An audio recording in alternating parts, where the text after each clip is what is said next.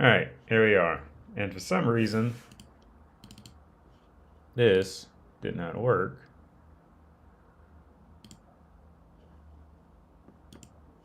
And why is it not switching? I don't know. I'm gonna try this one. But chess.com uses a lot of bots. I usually don't like doing chess.com.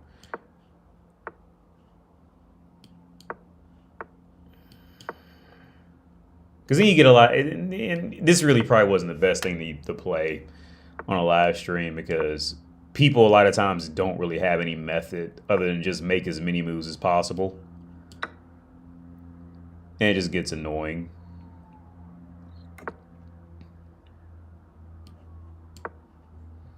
But fuck it, we'll do it. Yeah, you guys see this. All right, where are we at?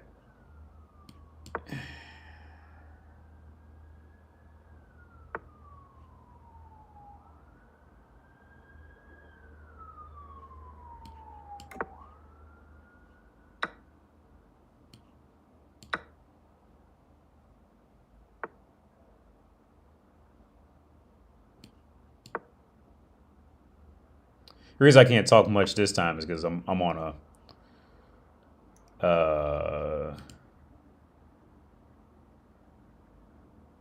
doing a timed match. So you just have a total of 3 minutes to do it. I don't want to take that. Let's see. Let's do.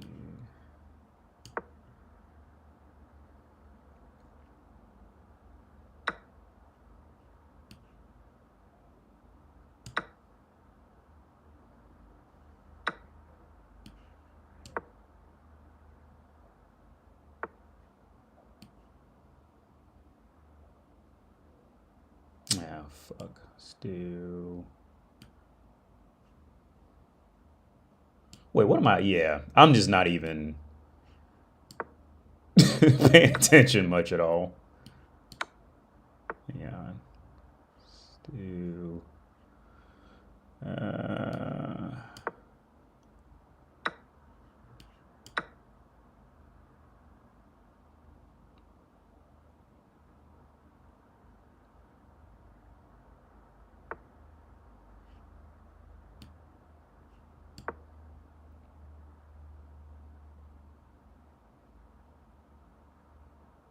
I'm trying to keep track of the time because I'm already down like 30 seconds, but I just forked his rook and queen. It was probably a bot because I don't like using chess.com because chess.com uses a lot of bots and like scummy tactics to try to get you to pay for their shit. So like I really don't like using chess.com for playing like, you know, new people.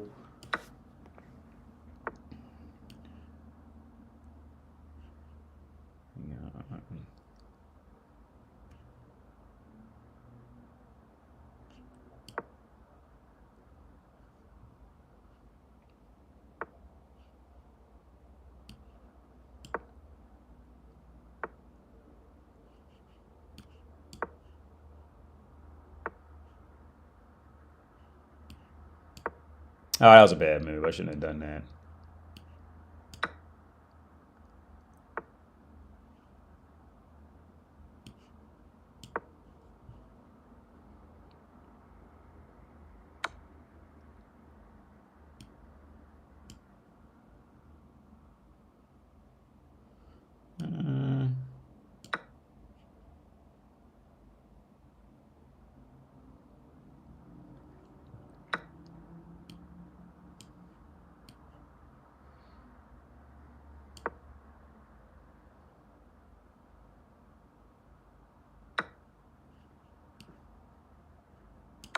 That's checkmate.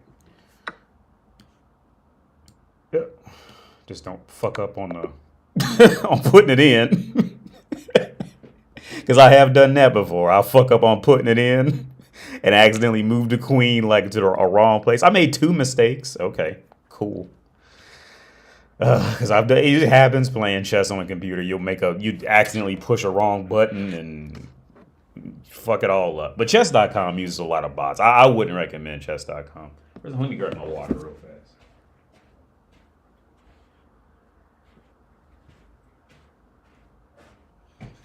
So what's up? What's up, all out testing? What's up, Mo?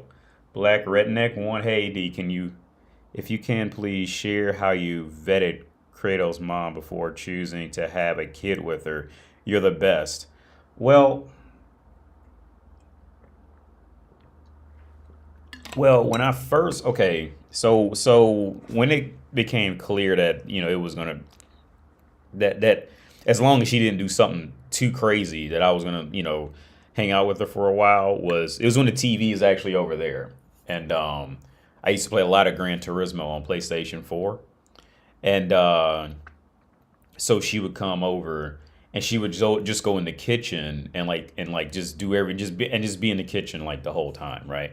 And we still laugh about it because when we first started dating, um um like I'd be hungry, right? And she'd come over and she'd be cooking shit for like 4 hours, right? And I'd be like hungry when she came over. So I'd just be just out here starving playing Gran Turismo, waiting for her to get done cooking shit.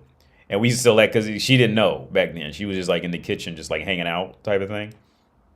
So that was when I knew that there was a good chance that I was going to end up at least hanging out with her for a while. The fact that like she okay on some level she knew how to just exist and like do her own thing. You know what I mean, like, because women in the end, they're always going to be like children. Like they just need women need to like be entertained. But like if like an important thing for me is just for a woman to know how to just exist, right? So she knew how to just exist at that point.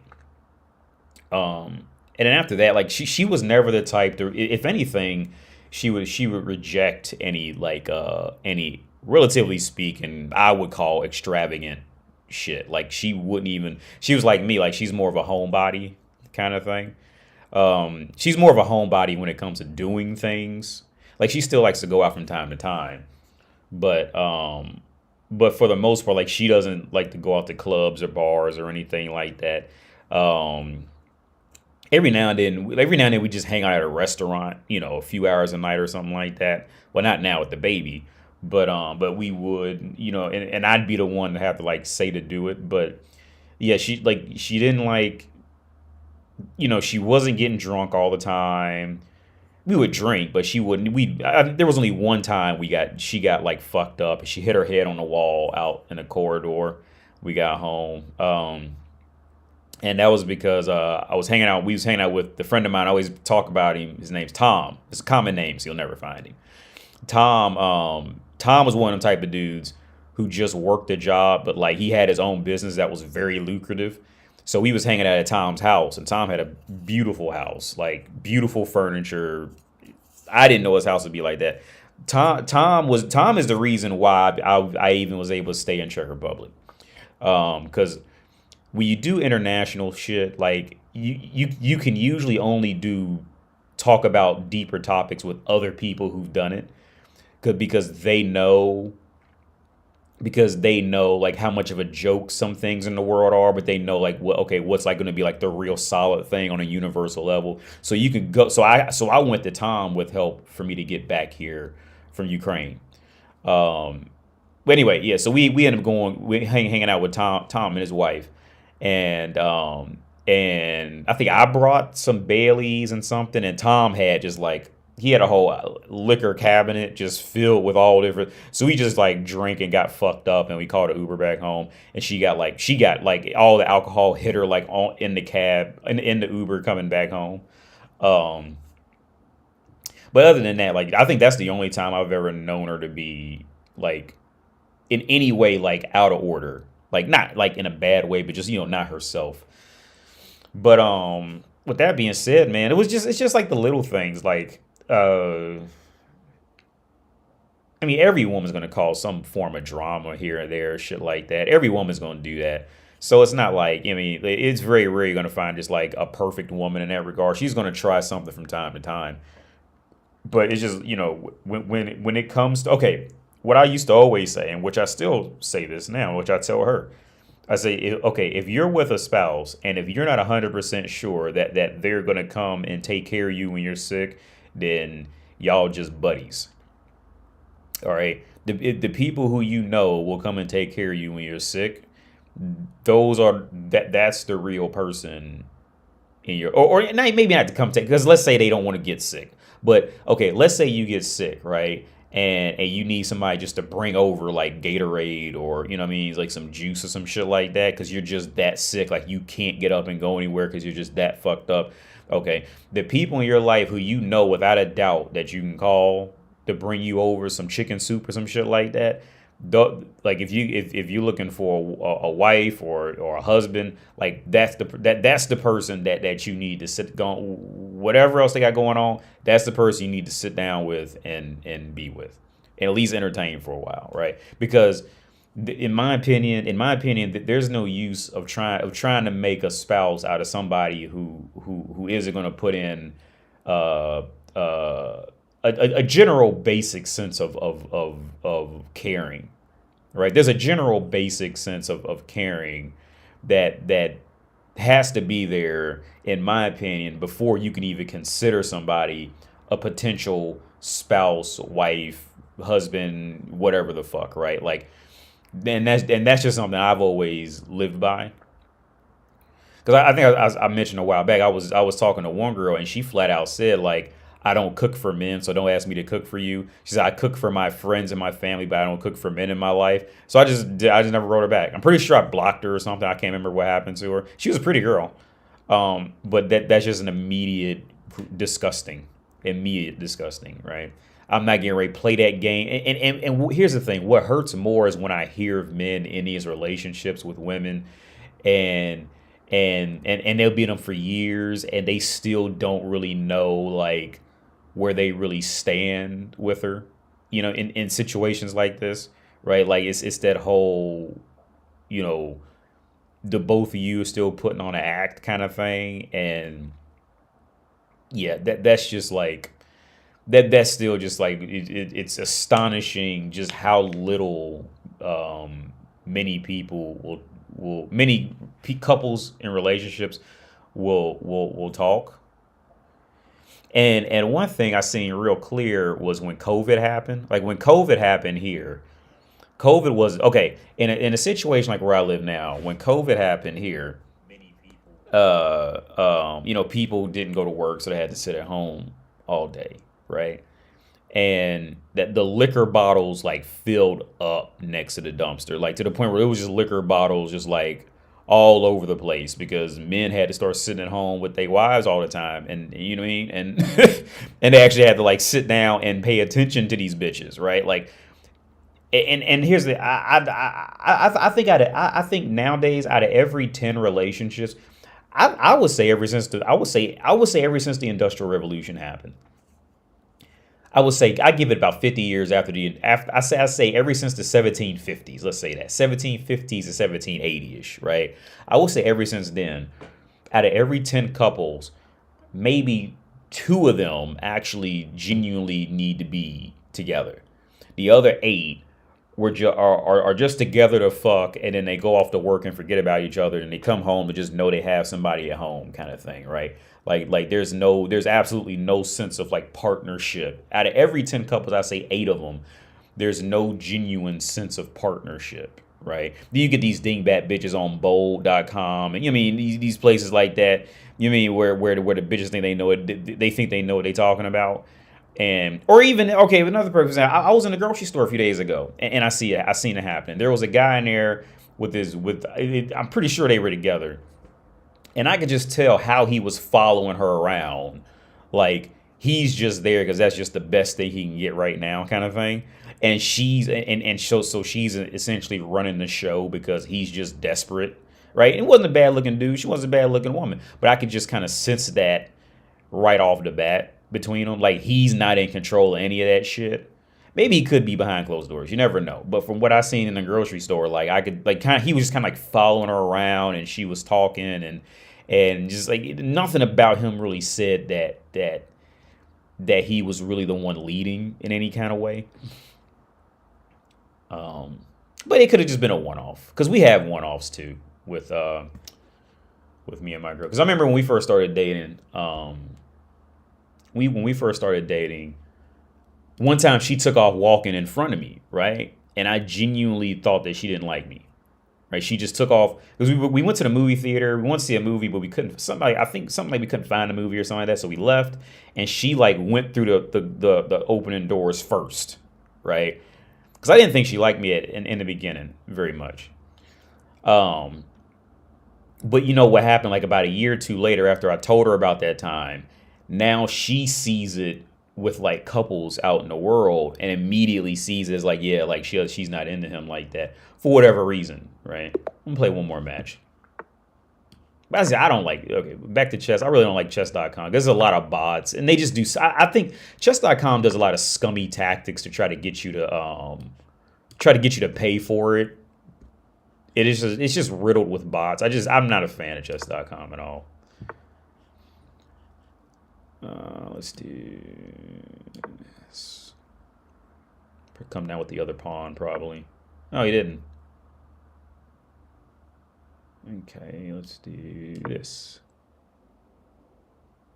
Probably come down with the queen, and over was that D. I'm trying to fuck up the knight to open up that middle lane after castling. But in order to do it properly, I'm going to have to make sure that other knight doesn't come and protect it.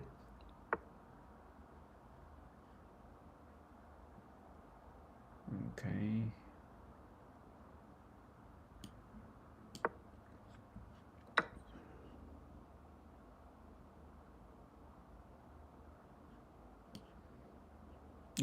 Let's do... Wait. Well, let's do that. I'm probably going to run out of time because I'm really not even in the mood to play chess right now. Oh, that's checkmate. That's checkmate. No, it's not. My knight's protecting. Okay, yeah, that was almost checkmate.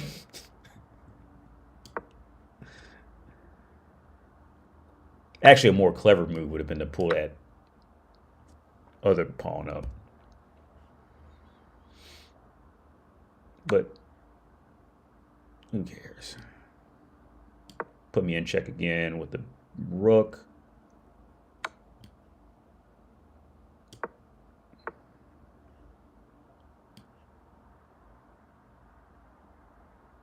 Wait, what am I doing? Yeah, let's do that. I'm going to run out of time.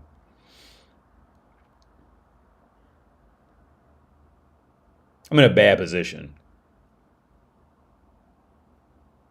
I'm always in a bad position, though. That's just a story of my life. I'm always in a bad position.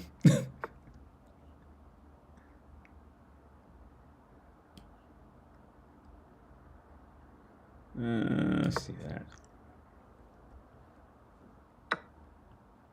Wait, what just happened? Okay.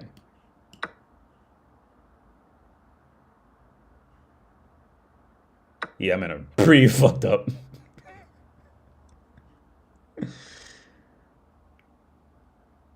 Let's do... Yeah, I shouldn't take that. I should do... that.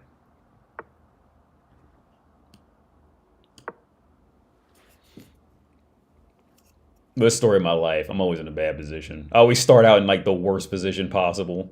And I have to like figure something out as it's going on.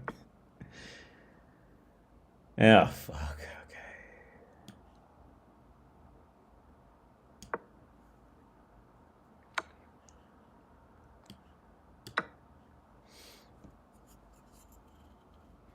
So what? Bring the queen over to attack the rook. And I can't castle because I already fucked that up. Oh, yeah, he tried to pin the rook. Yeah.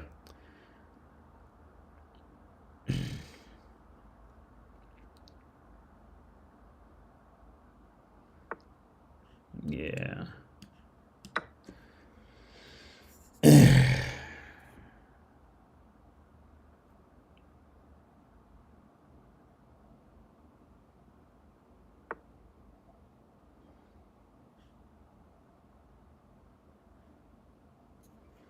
Oh, yeah, that's pretty bad. Let's see, what can I do?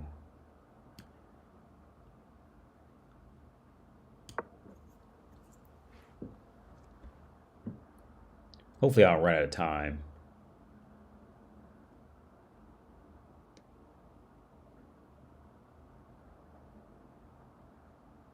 Did you try the game Go? No.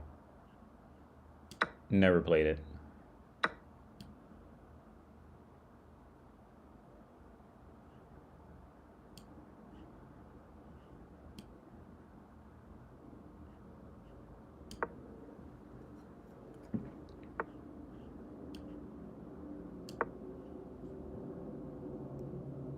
What am I doing?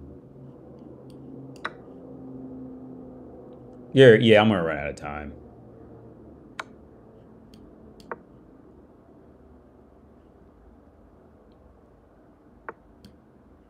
Yep.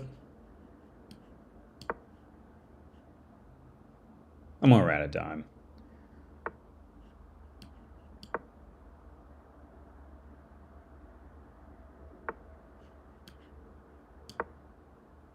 Oh, yeah, that was a horrible move.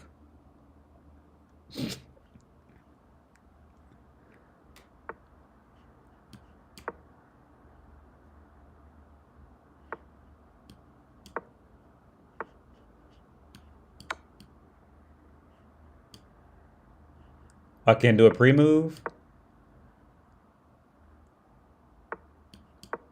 Yeah, it's game. Well, I won, but that really wasn't a win. That was a horrible match. Because he's probably playing like shit. I'm pretty sure it's just a bot anyway. A shitty bot.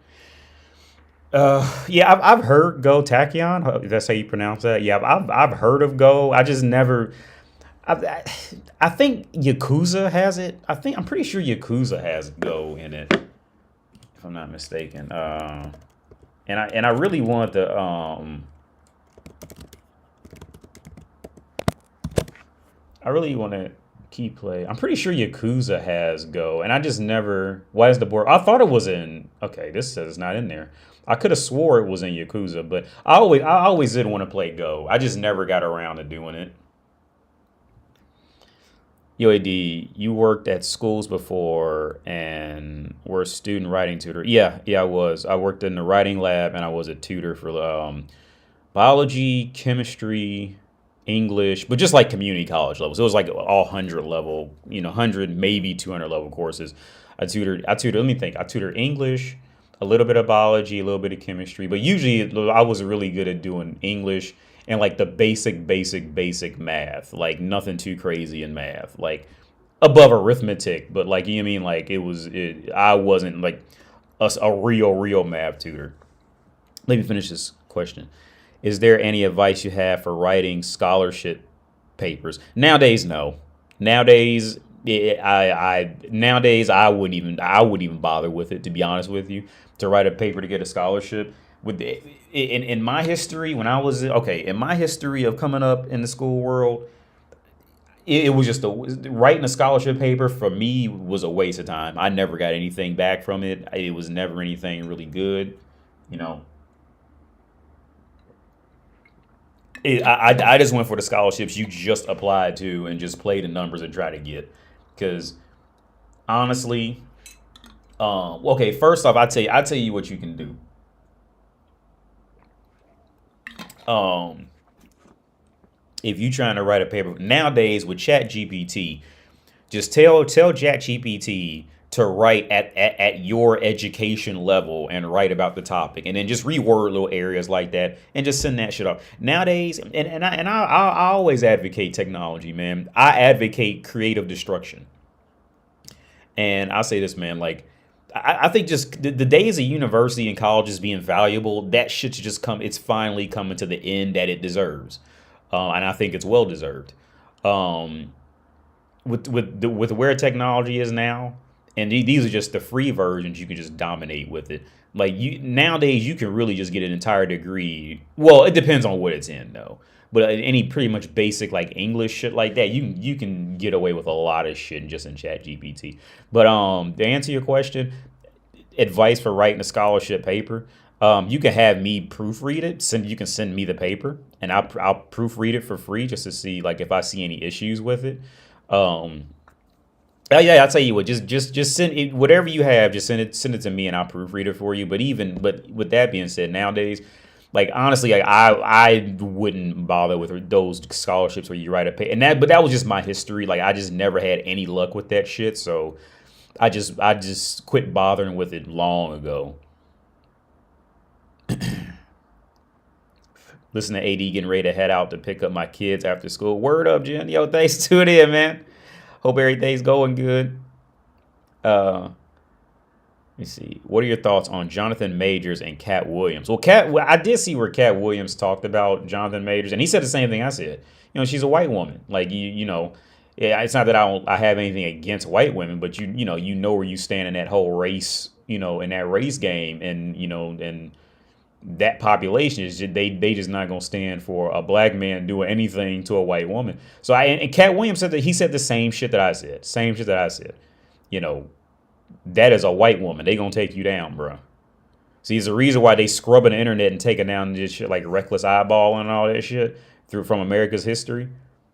Like, yeah, because yeah. But I mean, Cat Williams. I mean. But I think I started last live stream talking about because everybody's gonna really become a Cat Williams fucking connoisseur now because he's like he's going crazy, which he should, not crazy in a bad way, but he's going like super popular, which I think he always deserved. I always thought he was a funny dude, but it wasn't in the okay. I always thought that was the first comedian I remember I genuinely laughed at because my cousin. His wife played Cat Williams stand-ups, and we would hang out in the basement, and drink, and they would smoke back because I never smoked, but I would drink and hang out with them. And Cat Williams was the first comedian outside of Dave Chappelle's Killing Him Softly, I think was Killing Him Softly. Outside of Dave Chappelle, and every now and then I would catch either Patrice O'Neal or that other dude. I can never remember the other guy's name, but he's like a Patrice O'Neal type, and he's a black dude.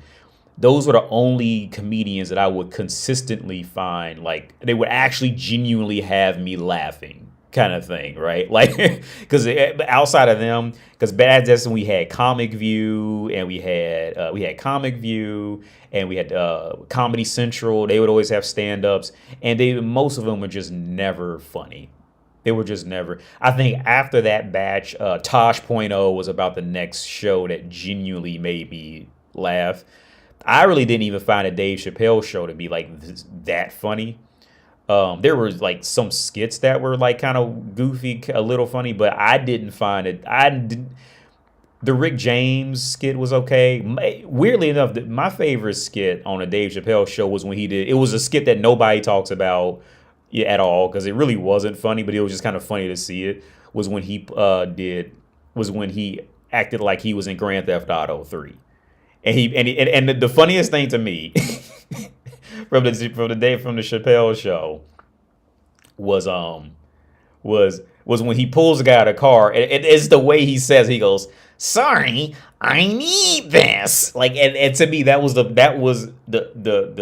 height of the Chappelle show to me. I didn't think anything else was. I mean, there was like, kind of cool parts like when Keeping It Real goes wrong, or the black white supremacists, that was okay, but none of it. I didn't think the show was anywhere near as funny as people made it out to be. Yeah, but his stand-ups were pretty great. Dave Chappelle's stand-ups were funny, but Cat Williams, I mean, he was the first comedian that really okay. Dave Chappelle was like funny in his stand-ups, right? Like you'd have to rewind this shit to watch it again. But Cat Williams has this whole different. He always had that whole different energy of pacing back. Okay, to me, Cat Williams is the better version of Chris Rock. Because Chris Rock has that too, that kind of like dictating to the crowd shit. Like, well, what you gotta do, what you gotta do this, and you gotta do that. Like, Chris Rock does that. But in my opinion, I think while he's in the middle of his rant, I think he starts to question himself. Like, I can kind of feel it. Like, and then he just kind of loses it kind of thing. Where Cat Williams is essentially, in my opinion, Cat Williams is what Chris Rock wants to be as far as stage presence. And that's just my honest opinion. I don't have anything against either one or anything like that. Cause Chris Rock kind of he would do that kind of like pacing up and down the shit. Hey, wait, you know you got to do this, and kind of almost like kind of like getting the crowd on his side, but at the same time kind of dictating to them, kind of thing, right? But Cat Williams definitely, in my opinion, he did that, but did it much better. Cause Chris Rock, like it was like when I was listening to Chris Rock, like I knew I wasn't gonna laugh too hard, right? Like it was that. Like when I was watching Chris Rock, like I knew he would get to a point, but I automatically knew that whatever he was gonna say was gonna get a chuckle, a steady chuckle out at best. Yeah, one of them. But Cat Williams will fuck around and say some shit that you didn't see coming, right? And like you have to rewind this shit to listen to it again, right? To catch, I mean, to kind of like relive it and make sure you didn't miss anything, kind of thing. But like I would say Chris Rock is like Jerry Seinfeld. Like Jerry Seinfeld does not get like motherfuckers falling out their chair laughing. You mean motherfuckers like hitting, all they bumping each other on the shoulder, like giggling. Like Jerry Seinfeld and Chris Rock are of the same, are of the same. Right. And I think Eddie Murphy would be like a mixture between like a Chris Rock and a Dave Chappelle and a Jerry Seinfeld. I think Eddie Murphy is like, but I love Eddie Murphy. I think Eddie Murphy to me is like next level comedy. Like I think, what's it? Norbit. I like Norbit. Like Eddie Murphy has just a natural sense of comedy, right? Like he had. Now I wasn't a fan of him. Was the Brooklyn movie where he's a cop? I didn't really care for that. Like people really loved it. I mean, it wasn't a bad movie, but I watched it for the first time like 3 years ago. So my opinion means nothing on that. But Eddie Murphy, like it's the little things like where Eddie Murphy, in my opinion, is definitely on a next level from the whole Steve Harvey and all them motherfuckers. Like Eddie Murphy is just on a completely different next level. He's just really on a complete. I mean that like it would be an honor for me to meet him, type of thing, right? Like there's very few people who I genuinely would love to meet just because of their profession, right? And because I didn't see anything else in them. Eddie Murphy fits that. Like he's one of the few people who I would genuinely love to meet strictly because of his profession, right? Not because I see something else in him or anything like that, but just because I think he like it's like the little shit that he like when he's like Respucia and just making the face like because my girl she likes Norbit, right? And so we started watching it again, right? And a funny part, this is just a side rant, is that, when they translate movies for, the language, see, she only seen it in Czech language. So she didn't know that Respucia goes, how you doing? Like so I would say it and she didn't know what I meant, right? Until we watched it in English and she said, oh, that's where you got that from. Like, yeah, so because they don't translate the how you doing in Czech. They just say like, some random shit. Every time it's something different. So it's not even like a catchphrase, right? So another thing I do is like if she says something that could be possibly perceived as bad, like I'll pull that Respucia / like that gay dude scowl like my gay uncle used to do, like that, and just look at her. It's like it's those little parts of comedy that I think like well, Cat Williams can do that too.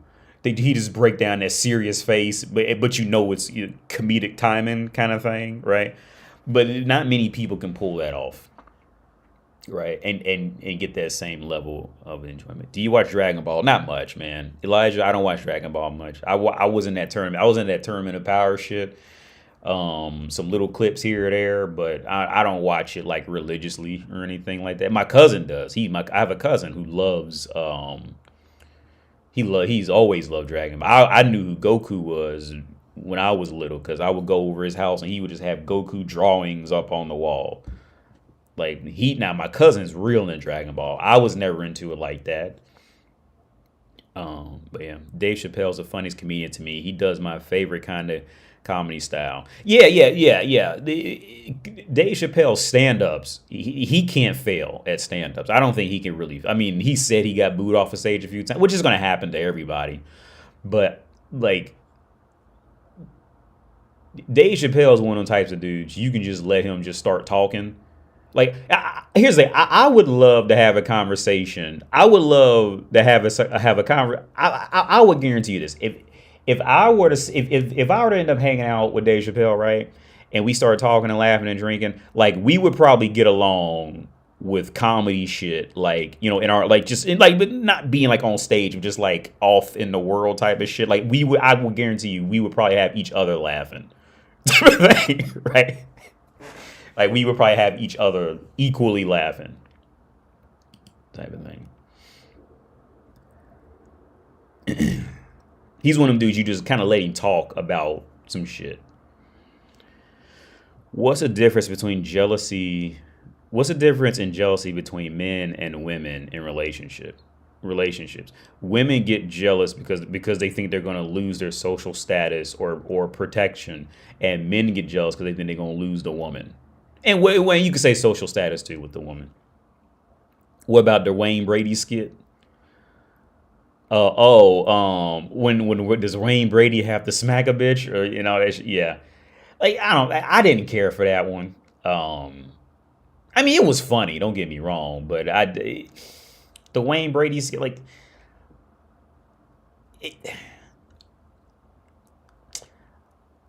the worst part was Wayne Brady. To me, the worst. I think the worst part of that skit was okay, and it's not because I don't like Wayne Brady, but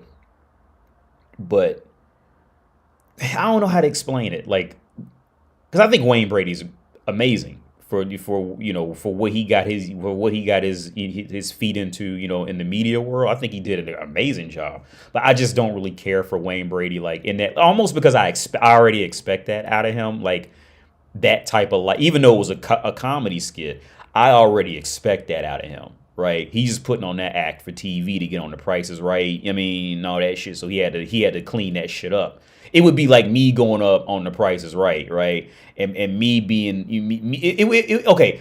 I would be a Wayne Brady, right? I could be a Wayne Brady. Like, you just have to go up and clean that shit up for that California audience, right? But behind the scenes, this motherfucker's wild, right?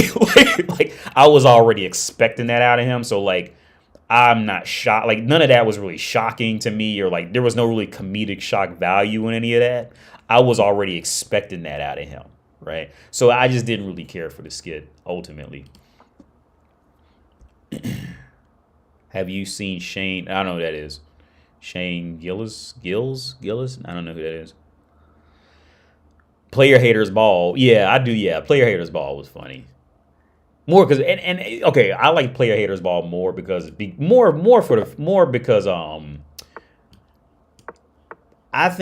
Murphy's I think Charlie Murphy has okay. Charlie Murphy was an absolutely terrible stand-up comic, because I remember when he tried to do that shit, and that shit was like it was just awful. Like, he should have just gave that shit up. Like, that shit was terrible, because he kept trying to live off the whole Rick James shit, and it just did not work. But with that being said, I think he was. Oh, shit. I'm talking too much. Oh, fuck. Oh, no. I got that. With that being... Oh, they still got it. Fuck.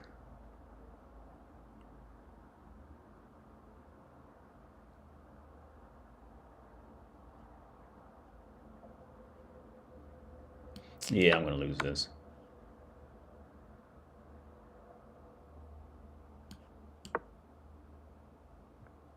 See, this feels like some bot shit, maybe.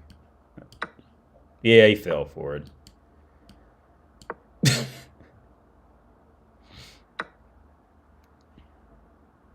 Let's see.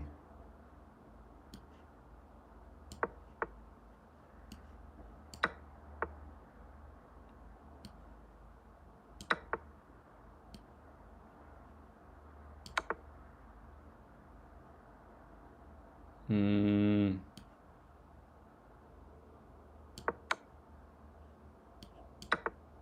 Okay, this is one of these. This is one of those kind of guys. I'm just gonna make a fast move to hope I just beat you on time. I can do this right now. You can't. Oh, well, you can. Okay.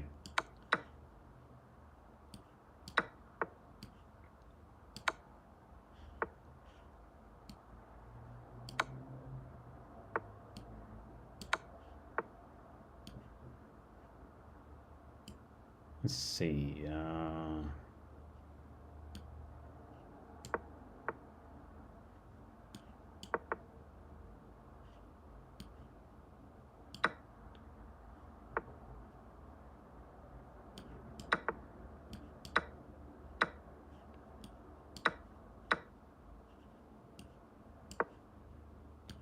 Yeah, see, this is one of those guys. So I'm just gonna make as fast. I'm just gonna make as many fast moves as possible. So I hope I just beat you on time. And yeah, and sometimes those guys like they do get away with that shit because it kind of it's just a form of psychological torture. But yeah, so he did all that in like 30 seconds worth of moves. And now he's gonna let the clock run out because he just can't. Okay, I'm just gonna get queens and win because he can't move the king over to do any. He can't do anything. And I fucking hate when dudes play like when people play like that. Like there's so many fucking clowns like just in the world, right? Like and you can see a lot of that in chess too. Now there's a good possibility it could just be a bot, but a lot of people will do that if you play like flat what's this called, flash chess or whatever the fuck, where like their whole tactic is just to make as many moves as fast as possible, so they just hope they can just beat you because you just run out of time, right? And there's a lot of fucking fags out there who like there's a lot of fags out there in life who just do shit like that, and they're just fucking clowns. But yeah, he's just gonna. It's over. He can't do anything. He can't win it. It's impossible for him to win. So he's just letting the clock run out because he hopes I just like quit.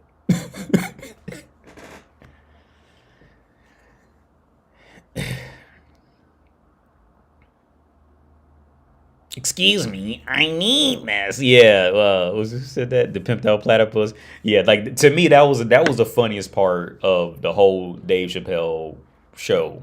Like I just didn't find much about the actual show funny. His stand-ups were great, but I didn't find the show to be funny at all.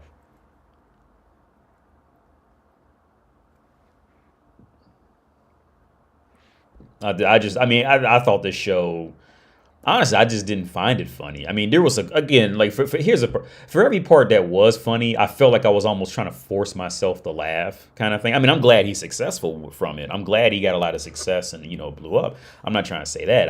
Nothing along the lines of that at all. But for me, like I felt like I was almost forcing myself to laugh. And so like for everything that was funny, like I was kind of equally disgusted because it was like I wanted to laugh more, kind of thing. But it just never really. Now with Seinfeld's funny. Like now the Seinfeld show has some great parts in it because it's a whole different type of show too. It's about a family. It's about life. It's not just a comedy skit show. Um, with Key and Peele, like I did not find Key and Peele funny at all when that shit first came. I just felt like Key and Peele was just like the cheesiest, corniest shit. And here's the thing,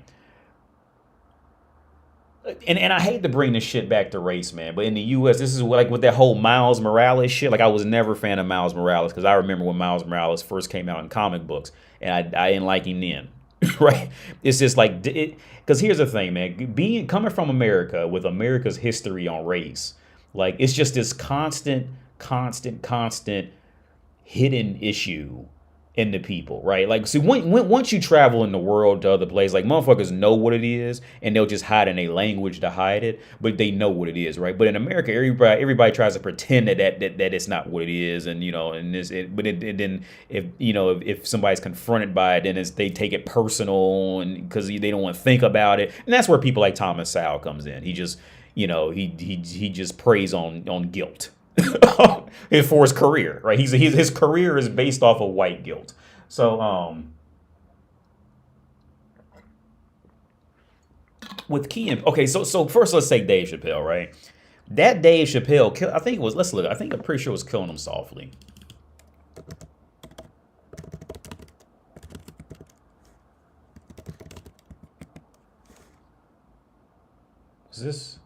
Was it Killing Him Softly? It was the one where where he wore the blue shirt. So when this DVD came out, hang on. Yeah. So when this stand-up came out, when this DVD came out, he was not known in at least in Ohio. We didn't like in which he comes from Yellow Springs, but in Ohio, like everybody was playing this DVD. You could not go into a black clothing store in Ohio and not see this DVD be played like all day on repeat, right? When that DVD came out, he was a shit, but you didn't know what his name was, right? And that's just how black comics were back then. Like you had a hell of a time trying to remember their name, unless it was Eddie Murphy. Unless it was like like a Will Smith, Eddie Murphy. The rest of the blacks were just like kicked off to the curb, right? So I remember when this DVD came out, you knew, oh, he's the guy who's actually funny, right? Out of all the comics, this is the black dude who can go on stage and genuinely be funny for more than 3 jokes, right? Like and they were actually like legitimately funny jokes. Oh, sorry, sir, I didn't know I couldn't do that. Like that shit had me dying the first time I heard it. Right? His friend Chip just started taking off racing the cop, and the cop didn't even know they was racing. And he said, and he was a white dude, so he said as a white dude, his excuse was, I didn't know I couldn't do that, and he got away with it. And that shit is still funny, right? But Dave Chappelle was a nobody until the white population found him. Then he became an actual name, right? Because we were watching Dave Chappelle day in, day out when this shit came out. And they played on Comedy Central and it got around. But he did not have a name until the white population got a hold of him, right? And that's just how it works, because they're the majority in the country, whatever. They got all the money, that type of shit, right? So he didn't become a name until that, right? Now with Key and Peele, like,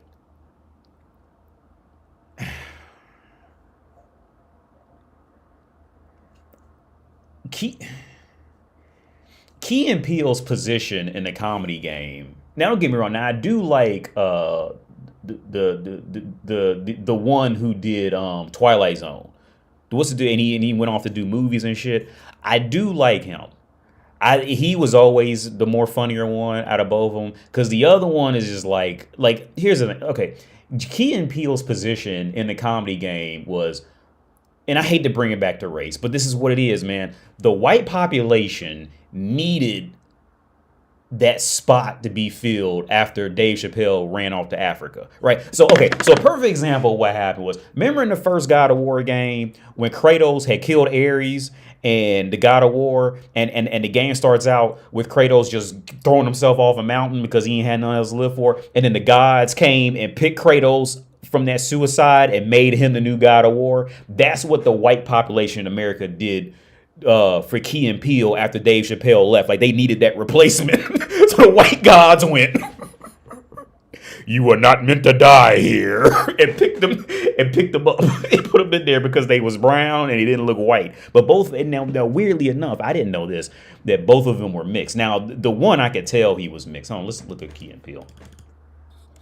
The one dude, he is literally like the perfect mix. The Key and the other dude, this dude, he is like a complete perfect like mixture of like white guy from Arkansas and like Wayne Brady.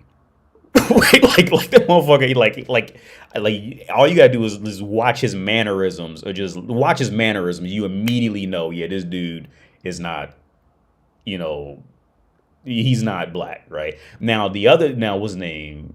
Was it Keegan Michael? So I guess he's Key. What's the name? What's their names again? Key and Peele. What? So who the fuck is Keegan? Is he Key? Okay, so he's Key. So Peele. Peele is the one who. Now I like Jordan Peele. I do like him. I think Jordan Peele has a sense of that comedic timing. You know what I mean, or just making a simple face. He gets it. I do like him. I'm not a fan of him, but here's the thing. I think he appeals to the white population, because he definitely is the white one out of both of them. I think he appeals to the white pop, who's going to keep his name in rotation. But yeah, no, Jordan Peele. No, so which one is Key and which one is, I don't know. Okay, so he's Key. Okay. Jordan Peele is the one who I think there's a lot more in there there's a lot more to him. For sure. Like, there's definitely a lot more to this dude. And like, I'd be down, even though I haven't watched a lot of his shit that he's made, I'd be down to watch anything that he has a part in. Twilight Zone, I tried to watch the Twilight Zone episodes, and in my opinion, dude, no. Like, the Twilight Zone, it was a good attempt, but Twilight Zone is just, you can't touch. This is the Twilight Zone. You just can't. It ain't got nothing to do with being black or white, nothing like that. Rod Serling, that motherfucker was the shit. All right, like trying to make a show called Twilight Zone is like trying to make a team called the '99 Chicago Bulls, right? Like, you not gonna make it, bro. You just not gonna make that. I mean, it's a good try, and you'll already get viewers because of the name, but that's the Twilight Zone.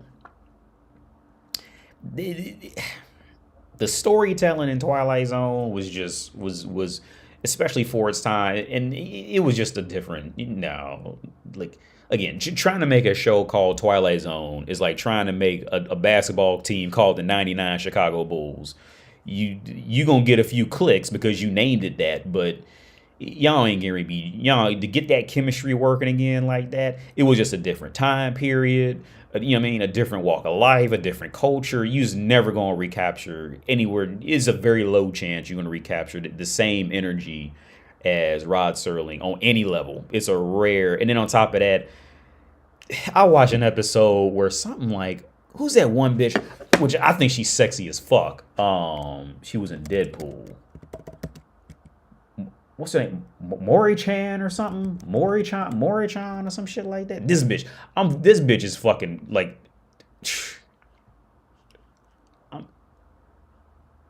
Beckeran. What's her name? I don't even know her fucking Marina. This is okay. I think she's sexy as fuck. Right? And she was in an episode which just threw the whole episode off because like it's just kind of awkward. It was just awkward, but the episode it was a decent story, but it just wasn't. To get that Twilight Zone shit, that magic from Twilight Zone popping off again, man, it's just no. He should have just named it like Mystery Stories or some shit like that, and it probably would have been received better. But the fact that you named it Twilight Zone, it now is gonna hold you up. I mean, I'll tell you to do whatever you want to do. But he would have been better off naming that shit Mystery Stories and just left it at that, right? Or the mysteries, some shit like that. Right? And I think it would have been. I bet it would have been received a whole lot better because that Twilight Zone, he tried to make that like. I just wasn't a fan. Wasn't a fan. I tried to watch it. Wasn't a fan. But again, I think it's because of that shit. It's because of that whole. It's going to get compared to the original. Now this was good. Severance was good. I didn't even finish the whole thing, but I probably made it about halfway through the first season, and this was good. I could easily recommend this Severance. I Like if you're into that Twilight Zone-ish kind of thing of like, you don't really know what's going on, blah, blah, blah, blah, is nothing's really making sense, or it makes sense, but then there's other questions. If you like that type of shit, I can easily recommend Severance for sure. The hardest part is to see, what's his name? What's his dude's name? Adam Scott. The hardest part is to see this dude in a more serious role, because if you grew up with like Step Brothers and shit, he was always playing like this. He was always playing like the snobby fucking asshole cousin or brother type of shit. So it's kind of hard to see him in a serious role. But I think he's a great actor. I think he's another one of those guys. There's probably a lot more to this dude than you'll ever know. I think he's another one of those kind of guys. Like, there's probably a lot more to him than we'll ever actually get to see. But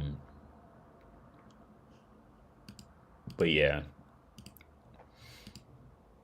I mean, Twilight Zone and Outer Limits were great shows. I don't think I've ever seen Outer Limits. I like comedians who could just crack jokes about life and the world without bringing up race. But nowadays, especially with black comedians, that's all they seem to talk about sometimes. Well, yeah, because the easiest thing is just to do it. So and I was thinking about this earlier. When it comes to the race, it is an issue. But I agree with you. Like, so many black comedians just strictly rely on that, right? Now, one comedian who I think is a good comedian, but I don't like him, is if I were to meet him one day and he sees this, he's like, "You take my name on YouTube." He reminds me of my gay uncle, actually. But Paul Mooney, right? Paul Mooney, I think he worked with Dave Chappelle. Oh, he died? I didn't know he died. Was an American comedian. I didn't know he died. Okay. And I think he worked with Richard Pryor. So he's not going to see me. I'm never going to get a chance to meet him. Okay. Paul Mooney this feels weird to say now. He was a great comedian, but the reason why I could not stand Paul Mooney, I could never make it through a whole show of his, is because, like, Paul Mooney is like the opposite of Thomas Sowell. Like, Paul Mooney is like, Paul Mooney is the reverse Flash version of Thomas Sowell. Thomas Soul Sowell. Like, that motherfucker openly just trashes white people just like so hard, like the entire show, to the point, okay, like, I gotta turn this shit off now. Like, can you talk about anything else? Like, the whole skit was him just sitting on stage talking about white people. Like, that's all he had, dude. Like, that's the only source of comedy that I ever seen come out of him, right? It was just white people, y'all devils, and it just never fucking stopped. Like, the whole 2 hour and a half show is just him talking about white people. Like, there was no other source of comedy that came out of his mouth that I know of. Maybe it was, and I just missed it. But and it was just gross. Like, it got, like, he Paul Mooney is reverse Flash of Thomas Sowell. He's the reverse Flash. Thomas Sowell hates black motherfuckers and preys on white guilt to find a way to just blame black people for all their problems. And Paul Mooney hated white people and just had everything negative to say, just all about white people, and that was it. Like, there was no other, like, there wasn't even a sense that he could possibly see it another way in any of the shows that I seen, right? And it was just equally disgusting and frustrating. And I never made it through any entire set that he ever did, right? And for what it's worth, I'm not worth, a lot in opinion, but that's just what I felt about it. Like, he probably was a cool guy outside of that shit, but as far as his stand-ups go, I thought they were terrible. They were funny, but it gets to a point where it's just not funny anymore. It's just gross kind of thing, and that's where Paul Mooney would always kind of fall with me. But yeah, so if you want to see like a black comedian like completely trash, like, okay, because here's the thing I think that the white population in America doesn't understand is that so when people talk bad about like I got in a conversation with a guy on Facebook about this because somebody documented the wars in Europe, and I said, like, yeah, like, you cannot say anything bad about Europe because the world cannot handle that. Like, they can't handle seeing white people as poor, or in the, like, the most wars out of every continent on Earth in pretty much every time period. Either they were in the war or they started the war, kind of thing. Like Europe was like home of the violence, right? But nobody ever wants to talk about it or accept it, right? And and this white guy was replying to me saying, I didn't have anything to do with it. And see, like, that's the typical, and I think that's the biggest issue with race issues, is that when you talk about shit, like when you talk about racial issues, every white person almost takes as like a direct attack against them, right? And it has, and that's not what anybody has ever tried to infer, right? That is that I know, right? People are looking at history and what led up to the point, right? And I really think that if the white population could get over that, because every time it comes up, like at some level, the white person, it happens every time. Like they think that it's a direct attack on them because I'm talking about some shit that happened 200 years ago, right? Right. So it's like this kind of, so like, in my opinion, I think the white population has this misplaced sense of guilt because it's like, well, it was true, blah, blah. And then here comes Tom and Sal to relieve them of all the guilt and just say, yeah, well, the black people did it all to themselves. And people go, yeah, that's right. Yeah. So now I don't feel guilty anymore. All right. The object is not to make anybody feel guilty. It's to realize the reality. Right. Now, to the next extreme of a Paul Mooney dude, I can understand somebody can be disgusted by that, right? Because his whole shows were just completely trashing white people, and I didn't like his shows at all. I thought his shows were terrible. I can never recommend them, unless you just want to see what I'm talking about.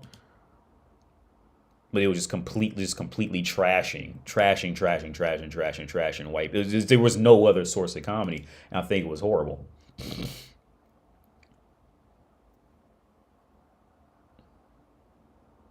Have you seen Eddie Murphy stand up in the early 80s? It was funny and low key.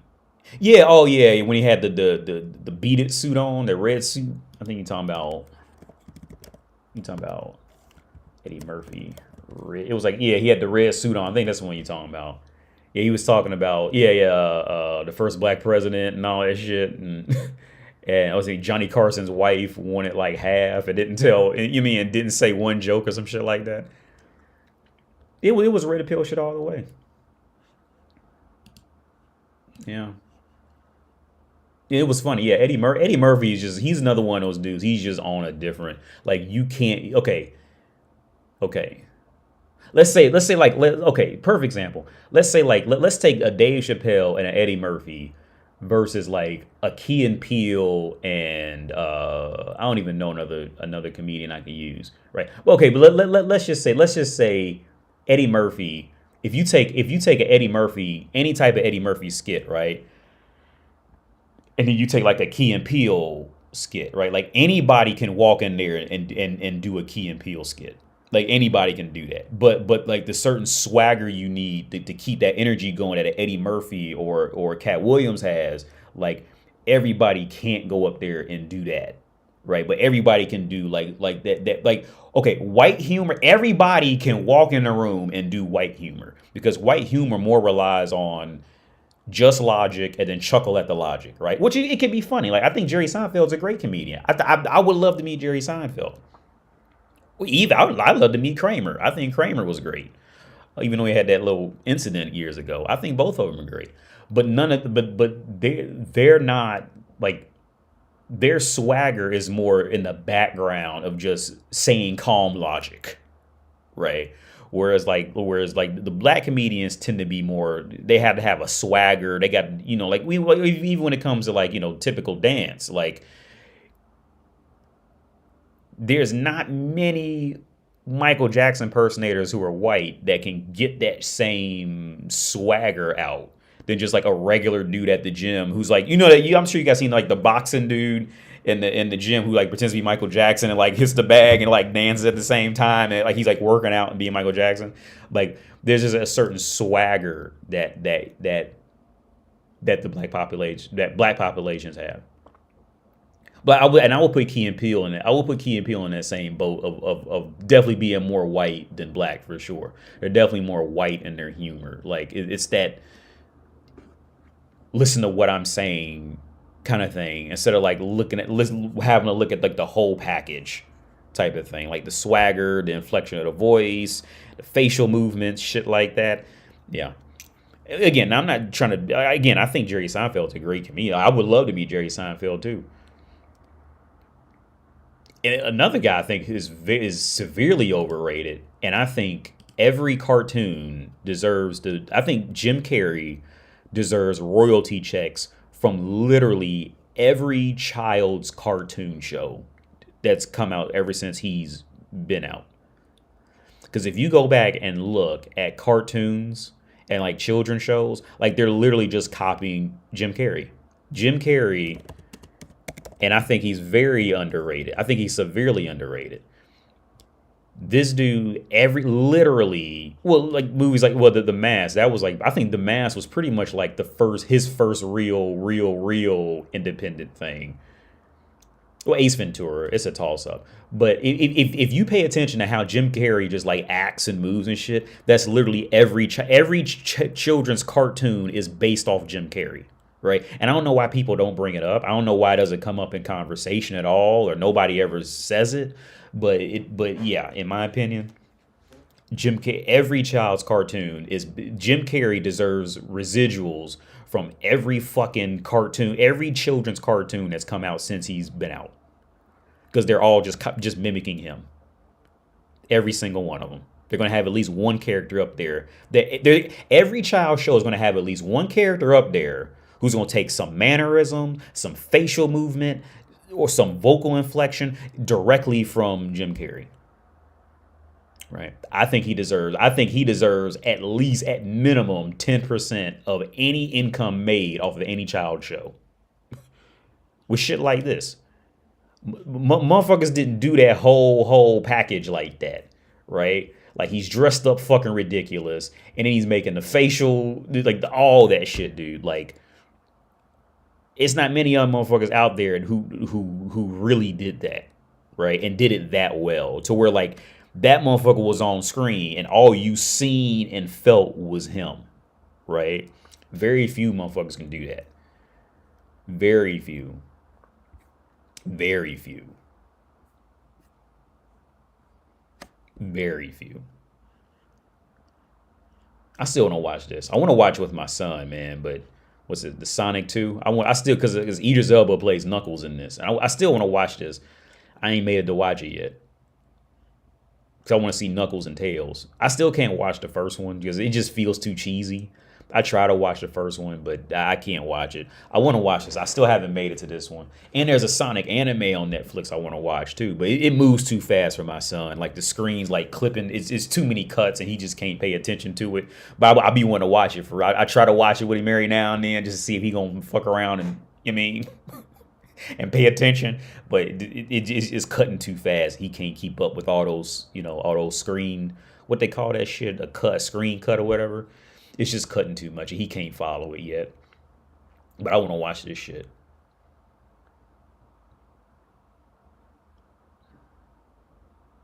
The Mask was great, man. Yeah. Lyra, everything I'm trying to think I never seen The Grinch. I never watched The Grinch. But everything else up here, I don't think. This is Eternal. What's this? This is the Czech version, but Eternal was his of a Spotless Mind. Eternal something of a Spotless Mind. That was a really good movie too. But it's in Czech, so I don't know how to find the Eternal Sunshine of the Spotless Mind. That was a really good movie. If you like movies like Vanilla Sky, anything like that, any kind of way, you'll like this. And it was a serious movie. But it was good though. It was real good. I'd highly recommend it. Highly recommend it. And nobody talks about it at all. It's because it doesn't fit his general situation of being just ridiculous all the time. So that's probably why nobody talks about it. Oh yeah, this one, yeah. Was it Me, Myself, and Irene? That was great. Cable Guy was alright. Dick and Jane was good. I never seen 23. He was alright in Kick Ass too, but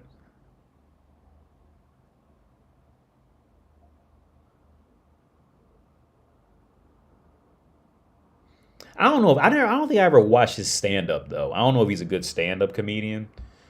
I don't think I've ever seen his stand up. But when you put him in front of a camera like act out a role, that's especially if it's made for him, like oh he's fucking amazing. AD, you must watch 23. Okay, I might cut it on tonight then. Try it out tonight. Laville Crawford, yeah, Laville Crawford, yeah, yeah. Laville Crawford was one of the few on Comic View. I remember when he would be on Comic View from time to time. Because Comic View was I was maybe a little too, to be honest, I was probably a little too young to get a lot of jokes on Comic View. But yeah, Laville Crawford, because Laville Crawford, I think he talked about how his daddy was gay and he had to work through figuring that out, and he tried to make a comedy skit out of that. What's up, Javi? Oh yeah, I seen Dumb and Dumberer, the newer, the last one. Well, I seen all of them. What's up, Javi?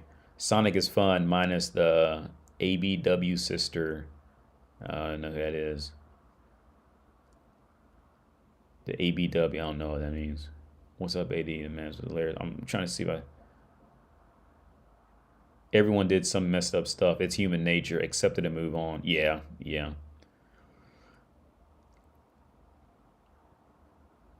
But yeah, because I always back to the Twilight Zone. I always say my favorite episode was A Nice Place to Visit. Either A Nice Place to Visit and the episode called I think the Chaser. I think it's called The Chaser. I think every Red Pill guy needs to watch that. The Chaser. Hang on. Yeah, yeah, The Chaser. Yeah, because this just came out at a time when people had to genuinely know how to act. Because here's the thing, I thought Breakfast at Tiffany's was a great movie.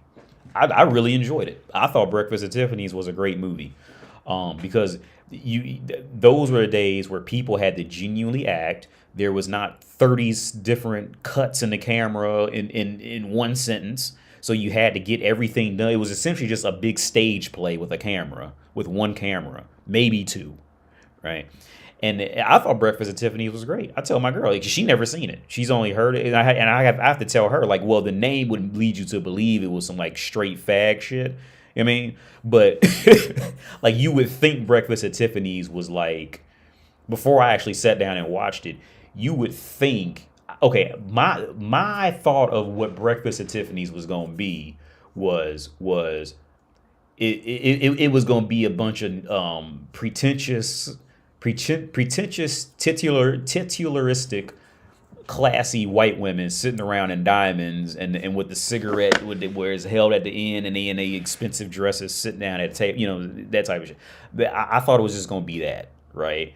And a bunch of bitches tossing around little slight feminine attitudes, like, you know what I mean, some stupid shit like that.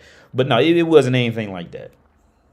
There was a lot to analyze and a lot to pay attention to. It was and on top of that, the acting was great. Yeah, the acting was great. Everything was really great. Was really good about it. Actually, I didn't even like the song Moon River until I heard her play it, and then it kind of came, because I love Bayonetta. So Bayonetta 2, the main theme song is Moon River in that game. So she plays it on guitar in that movie, and I had heard it before, and it didn't make sense. But then when I watched the movie and heard her play it, then now I like Moon River now. I thought Breakfast at Tiffany's was a great movie. And I told my girl, another reason why I think Breakfast at Tiffany's was a great movie is because I've been in those situations where you just meet a woman who could even be physically attractive, but you two are just cool, right? You two are just equally cool, kind of thing. Now, I thought they kind of ruined it by making him fall in love with her. I thought that was the worst part of the entire movie. They should have just never went that way and just kind of let them just hang out and, and just chill. And then when the time came to separate, that was just it, right? And they just left. I think that would have had a much better ending. But making him fall in love with her, like, at the tail end of it was just super It was just awkward as fuck. Like, there was no reason for him to really fall in love with her like that. But the chaser, I think most anybody who claims to be red pill or any type of incel. I mean, I get it, like you get lonely and shit like that. But this was a great episode to watch. The chaser. This dude is like so in love with this woman. He's so in love with this woman. You know, he'll do anything, and I think in the beginning of Twilight Zone's Rod Serling, he said he always has this kind of like narration, or I don't know what the proper word is, but he kind of like this gives you an understanding of what's kind of happening in this episode. So he goes like, this man is he's sick, he's desperate, and he's just like lost in love to a woman who barely gives him a passing interest at best, right? But he's getting ready to venture into the Twilight Zone, right? So in the episode, the acting's great. Love everything about the show. This is the beginning of the episodes. I'm gonna go ahead and just tell you guys what I can remember from it. So in this episode, let me see if I can zoom in. Yeah, so this is the beginning where he's on this payphone, right? And he's trying to call the bitch, right? And the bitch ain't picking up. And people, this is before days of smartphones and shit. So the only way you had to communicate, you had to get to that one payphone on the city block type of shit. So motherfuckers behind him, they all waiting in line to use the payphone, right? And you got to pay to use it every time you call, right? And he's just like dumping all his money in the payphone. He's like calling, no answer. He just keeps doing it, and she's not picking up, right? So she finally picks up, and he's just like, "Oh my dear, I love you so much, and can I just come to meet you?" And the camera switches to her, and she's like fully dressed, like laying in the bed, perfectly makeuped and dolled up, and she goes, "I just can't. I'm just not together now. I can't come see you." And so they finally get to him in the line, and this dude comes and says, "Hey man, like, I know that. Look, go see this man, and he'll fix all your problems." And he gives him this fucking piece of paper, right? And the man is this dude, right?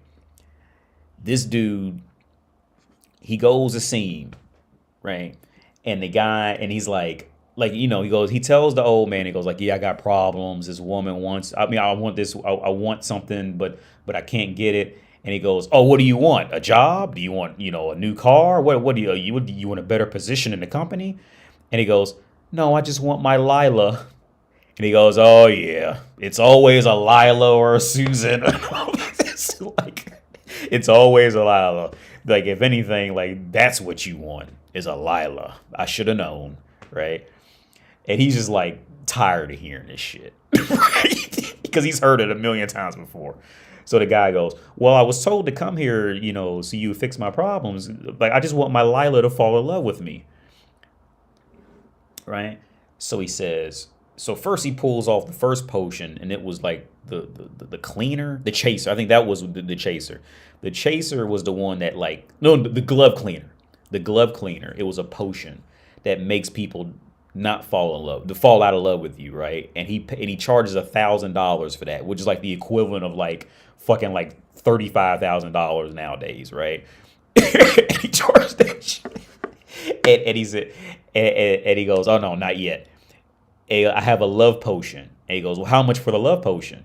And he goes, "It's $1, and it's not even worth that. It's not even worth $1. I shouldn't even charge you that much for it. The love potion is a waste of time." And the guy's like, "Is this really a fucking love potion or not? Whatever the fuck." Like, so he takes it and tries it, right? Pays $1 for it, and the bitch falls in love with him. That's her.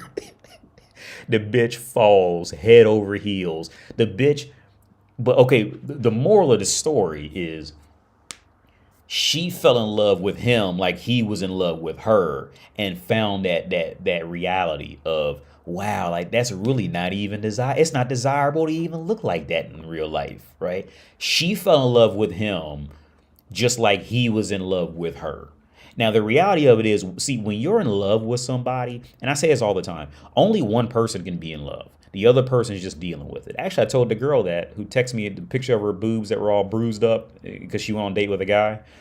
And I told her that night, I said, look, if you really think about it, if you really think about any experience you've had with a woman, and or with her, from her perspective, a man, the only reason why you love that person without even knowing them that well on any personal level is because deep down you loved the excitement of chasing what you knew you would probably never get. Fucking balloons again. But deep down, that's what it is. The reason why you're so in love with this person, like, to be thinking about him all the time, talk about him all the time, shit like that. The only reason that happens, and you don't even know him on any personal level, right? And even if you do know him on a personal level, if you love him, just too much, that's really healthy. The only reason why you're in that position is because you like how it feels to be the one chasing. It has nothing really to do with them on a personal level, right? That real reality of this episode was he got confronted by it. Right. It was, I mean, okay, it wasn't like some horribly damning thing, but it was that sad reality of he loved her so much, right?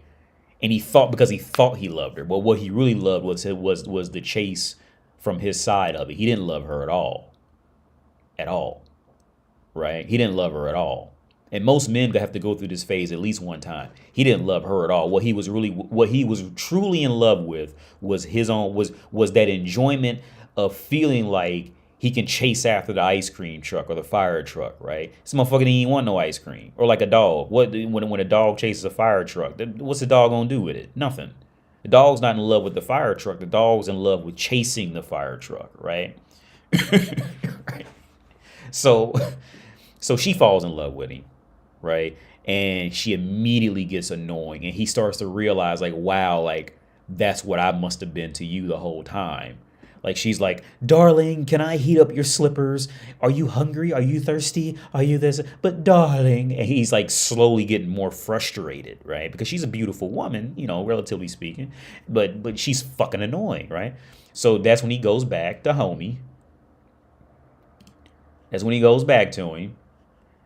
And he's trying to hold on to it because he don't want to admit that the old man was right. Right? He doesn't want to admit that the old man was right. Like, yeah, love was a waste of time, right? So he's trying to say, like, well, is there any way I could just tone her down a little bit? He's like, is there anything? Because she's just like, I always wanted her, but she's just annoying as fuck. Is there anything I can do to just tone her down? And he goes, nope, you need the chaser, and this is $1,000. And it was all his savings. And he took the chaser. He bought the chaser. And he said, look, the only catch is you have to use the chaser immediately because if you hesitate, you're never going to use it again. Right? And so he comes home to use the chaser and the bitch is annoying as fuck again. And he was getting ready to spike her drink with it. And she goes, I'm pregnant. And he just freezes and drops it and spills all over the floor. And he goes, I could never do it. I couldn't do it. And now he's stuck forever with the bitch that he thought he wanted, who was desperately, sickening, deeply in love with him for no fucking reason. It's fucking gross. See, he was stuck in that reality, that realization that the bitch don't even love. Okay, for many different reasons, but one, he knows the bitch don't even love him. Starscream has a better work ethic than most men, right? From Transformers, Starscream has a better work ethic for gaining followers or whatever the fuck than most men do. But most men have to learn that, right? It's a learning. So, for example, Starscream from Transformers, there was a story where, because Starscream always wants to be the leader of the Decepticons for real, right? But Megatron is the leader. Megatron's gangster as fuck. Like, I can't lie, right? So there was a time where a robot, some Transformer came to Starscream and said, hey, look, I got this program that you could sneak into the other Decepticons to make them follow you. And they don't, like a love potion kind of thing. And Starscream rejected it because he wanted them to naturally follow him. That he didn't want to trick them into following him, right? Starscream has a better work ethic than most men. Right? Right. But you got to learn it. Right. So deep down, like the dude, he knows the bitch don't like him. She loves him because he spiked her drink. Right. He knows that there's no, because here's a deeper thought. He knows there's no real reason for her to even like him. Right. If anything, now he sees how pathetic that he must have looked to her. And now he knows that that's not even likable. And so now he's got to work through all that shit in his head, right? Right. It's definitely a growth period in relationships and dealing with women, right? And dealing with women in relationships. It's a process, right? Because your whole life you're trained to think, oh well, if I'm just nice, I'll get what I want, blah blah blah. If I can show my niceness and show my dedication, I'll just get whatever I want. And dating is a whole nother animal. It really is. And this poor guy in a fictional world got stuck at the worst possible time. Guys, he was stuck,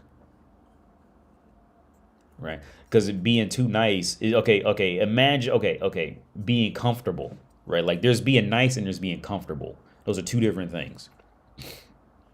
Being nice and showing dedication versus being comfortable are two very different things. Very different things. But yeah, this is when he was in love with the bitch, and she wasn't paying him no attention. Couldn't even get inside. Couldn't even get past the front door. He tried to get past the front door and can't even get in. Oh, this is when he spiked her drink because he got the wine glasses right, the champagne bottle and all that shit. But yeah, like I say, man, like only one person is in love. Only one person in every relationship. One person likes or loves more than the other one at all times. At all times, one person is a bit deeper than the other one, and these are reality cold truths that people don't want to think about in life. In every relationship, one person is more involved. One person is more dedicated and involved than the other. Yeah, this is when she was laying in the bed. This is when he finally got to her on the phone and she was all dressed up and tried to say she wasn't presentable on the phone. And my other episode was A Nice Place to Visit. That's my other favorite episode. A Nice Place to Visit. This is my other favorite. Yeah, that was my favorite. That's my other favorite episode.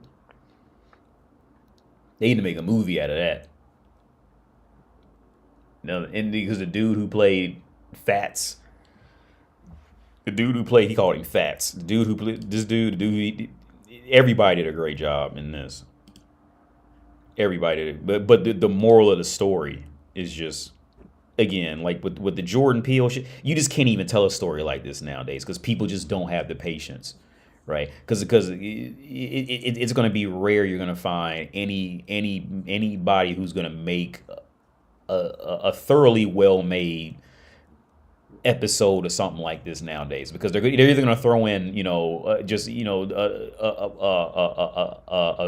a Cali white woman in there and go, well, maybe I didn't you know how them be talking and shit where they stretch the last part of the word out.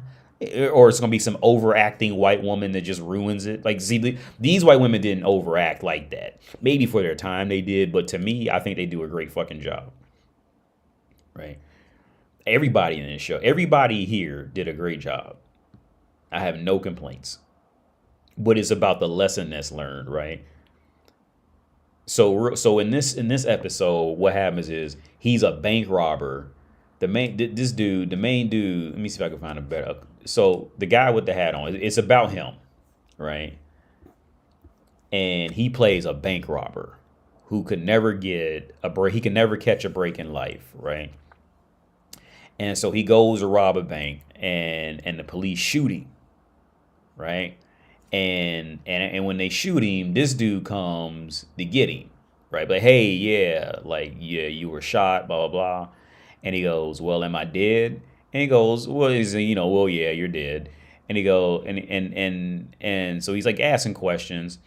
So then Fats takes him back to his flat and just tell him, like, look, you can have whatever you want. Like, well, what do you want? You want, you want to win at a casino all the time. You want to make fun of short people. You want to do it. And so he becomes a bully, right? A little bit, a little bit of a bully.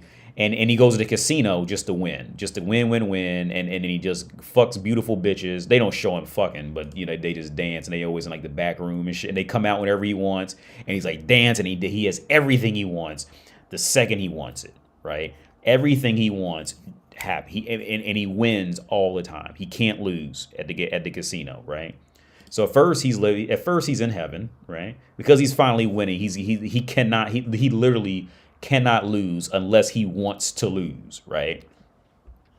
Then after a while, he starts to get bored, right? Because he keeps winning and he can't lose. He can't lose, right?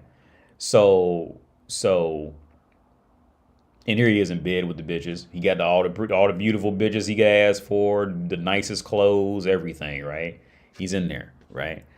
And then so as he starts to get bored, he goes and asks Fats, right? This dude, he goes and asks Fats. He go, hey Fats, like I'm fucking bored, man. Like, is there a chance I could lose at something? He goes, well, yes, we can make it so yeah, you'll have a you have a 10% chance of losing next time. And he goes, well, now I know I'm gonna have a 10%. I know because I set it up like this now, so it's not gonna be fun, right? So he tries to play it off and go to the casino again. And he just keeps winning. And he wins so much, he just leaves the winnings there. He don't even pick the shit up anymore and take it with him. So at the end of the episode,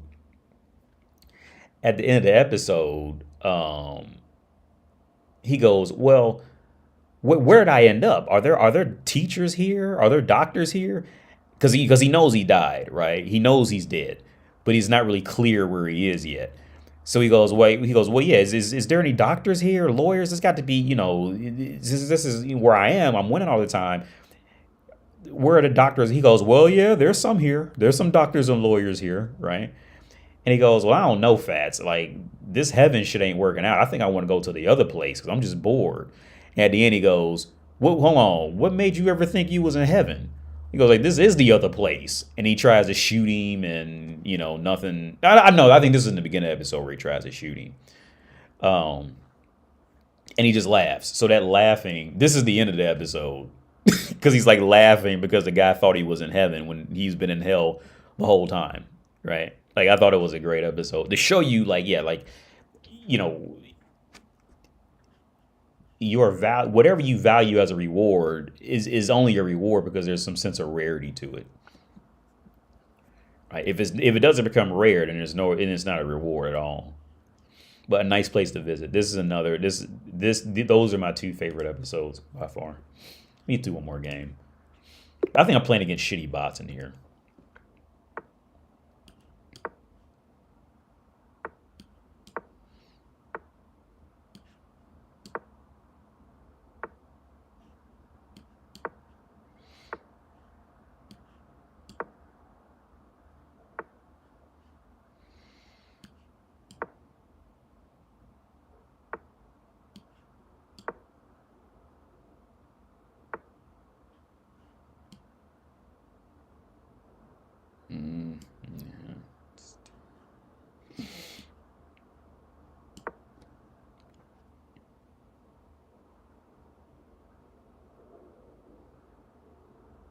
Did I want to do that? I don't think I want to do that.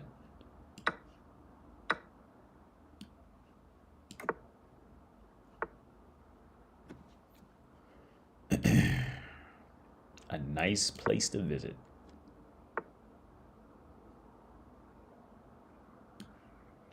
Oh.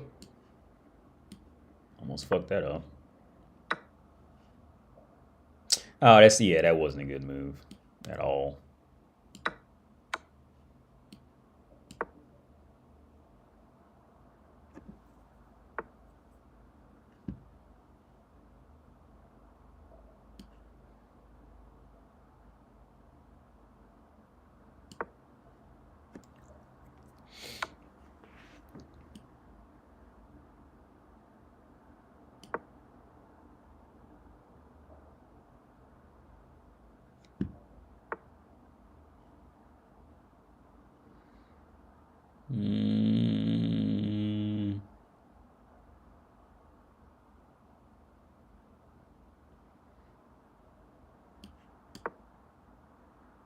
I'm gonna fuck this up.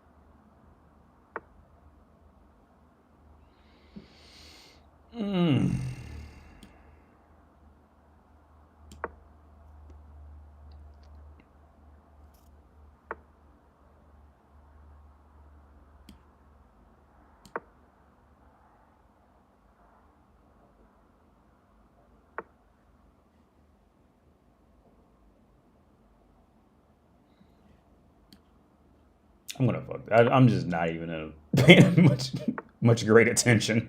I just feel I'm gonna fuck this up. Let's do.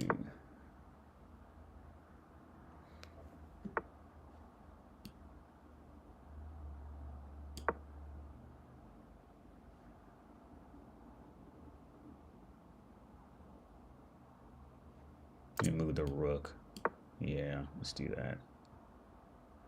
Because you're gonna try, yeah, trying to pin my queen.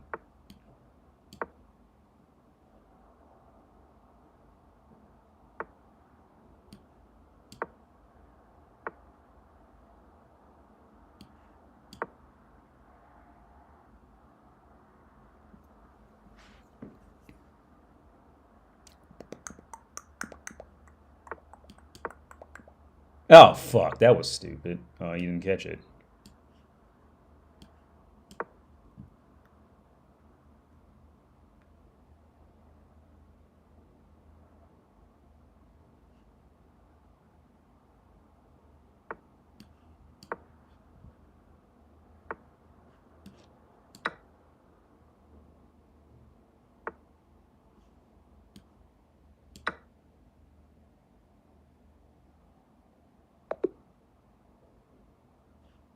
That was probably. I feel like that was a shitty bot because I was playing like shit.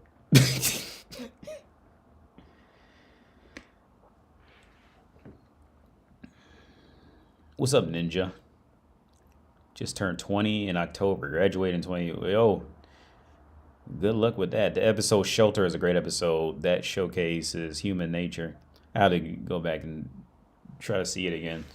Do you think Mary Jane only likes Peter because he's Spider-Man? Also, well, okay, Mary Jane does not like Peter Parker at all. Right? I think that's just like a big. That's just done for comic book shit to give him something to focus, something pretty to look at.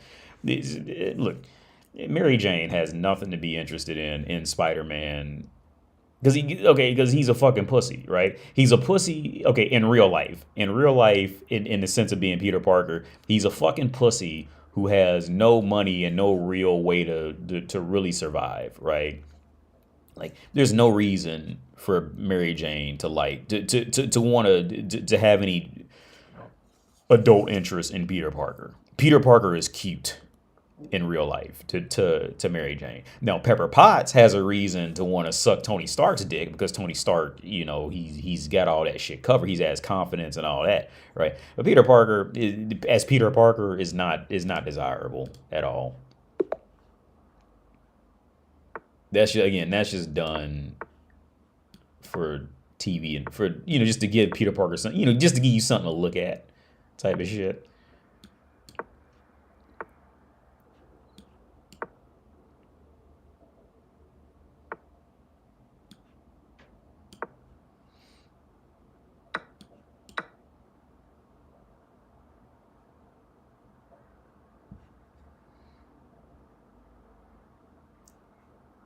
What could Peter done to change her perception of him? Uh, he got to go out there and become something.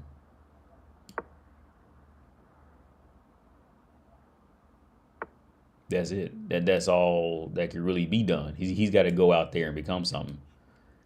He's sitting up. I mean, he is Spider-Man, but I mean, like? What am I doing? Being Spider-Man is nothing more. Okay, okay. I'm trying to.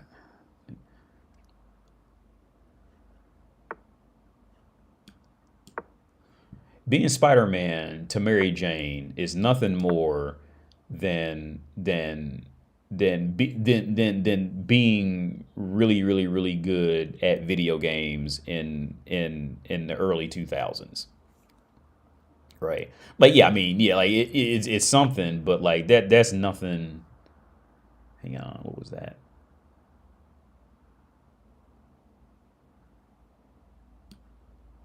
This is bait. I probably shouldn't take that, but I'm just gonna do it.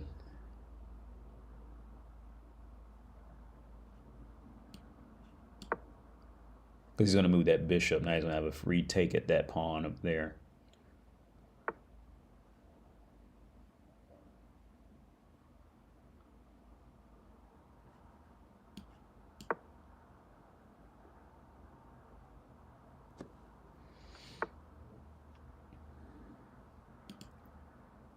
Oh, shit. That one. I thought I had a reveal check, but I don't.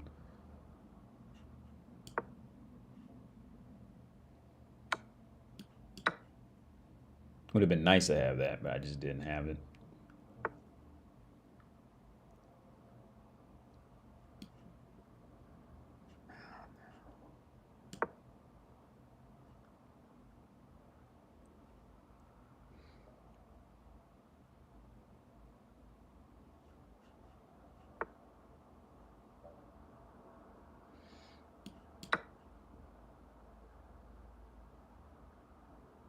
God, I just feel like I'm playing like shit. Cause I'm just not even really. You know, you just feel like you're just playing like shit. I'm probably playing horribly right now.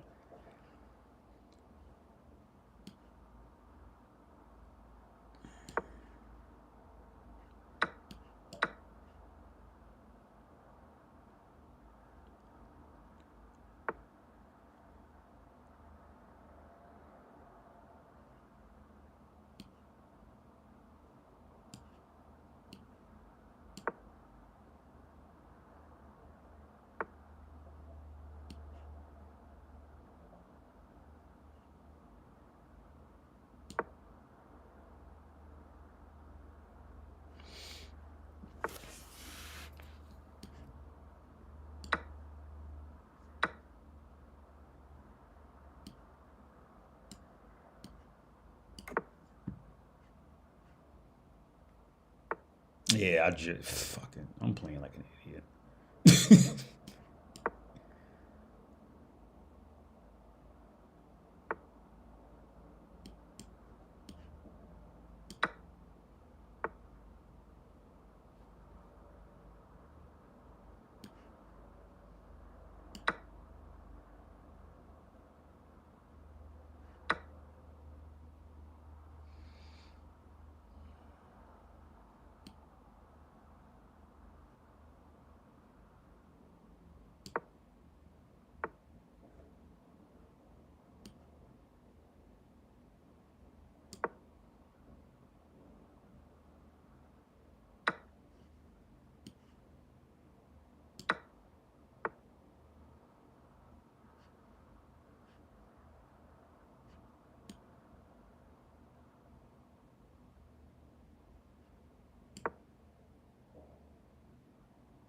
Yeah, I'm gonna run out of time. Fuck. I'm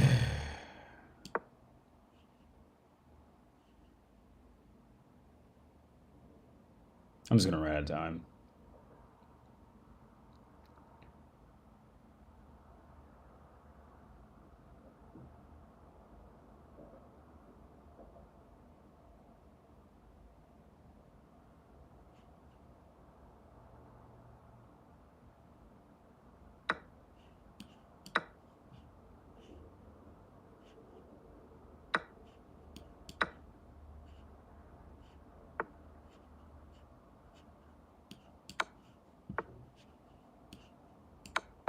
Yeah, I just out of time. Yeah, I'm playing like shit too.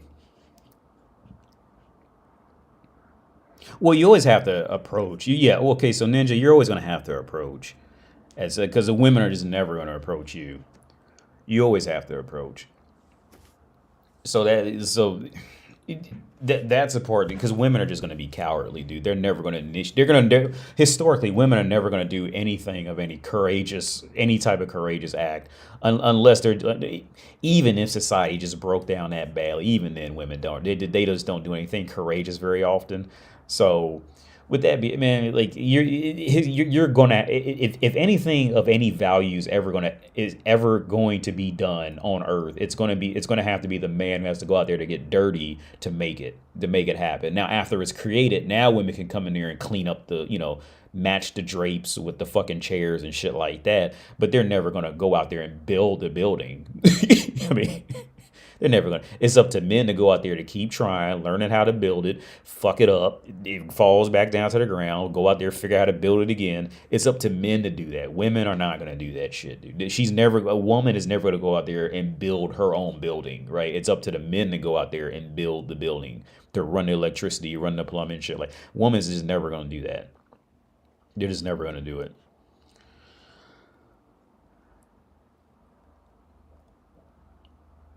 He says a female just wants someone better than them in most things. If you tick that box, you're in the door. Yeah, yeah, yeah. That's what it'll generally come down to, man. It will generally come down to a woman just okay. In every single study, and I'm gonna go in a minute because I got a pee too. In every general study about female nature, if you study what women, if there is no data anywhere that will give you any sign of inference that woman wants to be even equal to a man. If you ask any woman what his income has to be, what his height has to be, blah blah blah, blah, she's always going to say bigger and better than her. Very few women, if you walk up to a woman and ask her this shit, she's never going to say, yeah, I prefer a woman that makes, the woman will never say, yeah, I prefer a man who's like equal to me. She's never going to say that, right? In a perfect world, if a woman has the choice to choose in her own light, she's going to want a man to be better than her in every way, right? And that is the woman, the dream, the ultimate dream for a woman is to be in second place, right? It's fucked up to say it, but it's true. There is no studies on the dating market that will tell you otherwise, right? The woman's highest dream in life that will make woman genuinely happy as being woman is to be in second place, right? Right?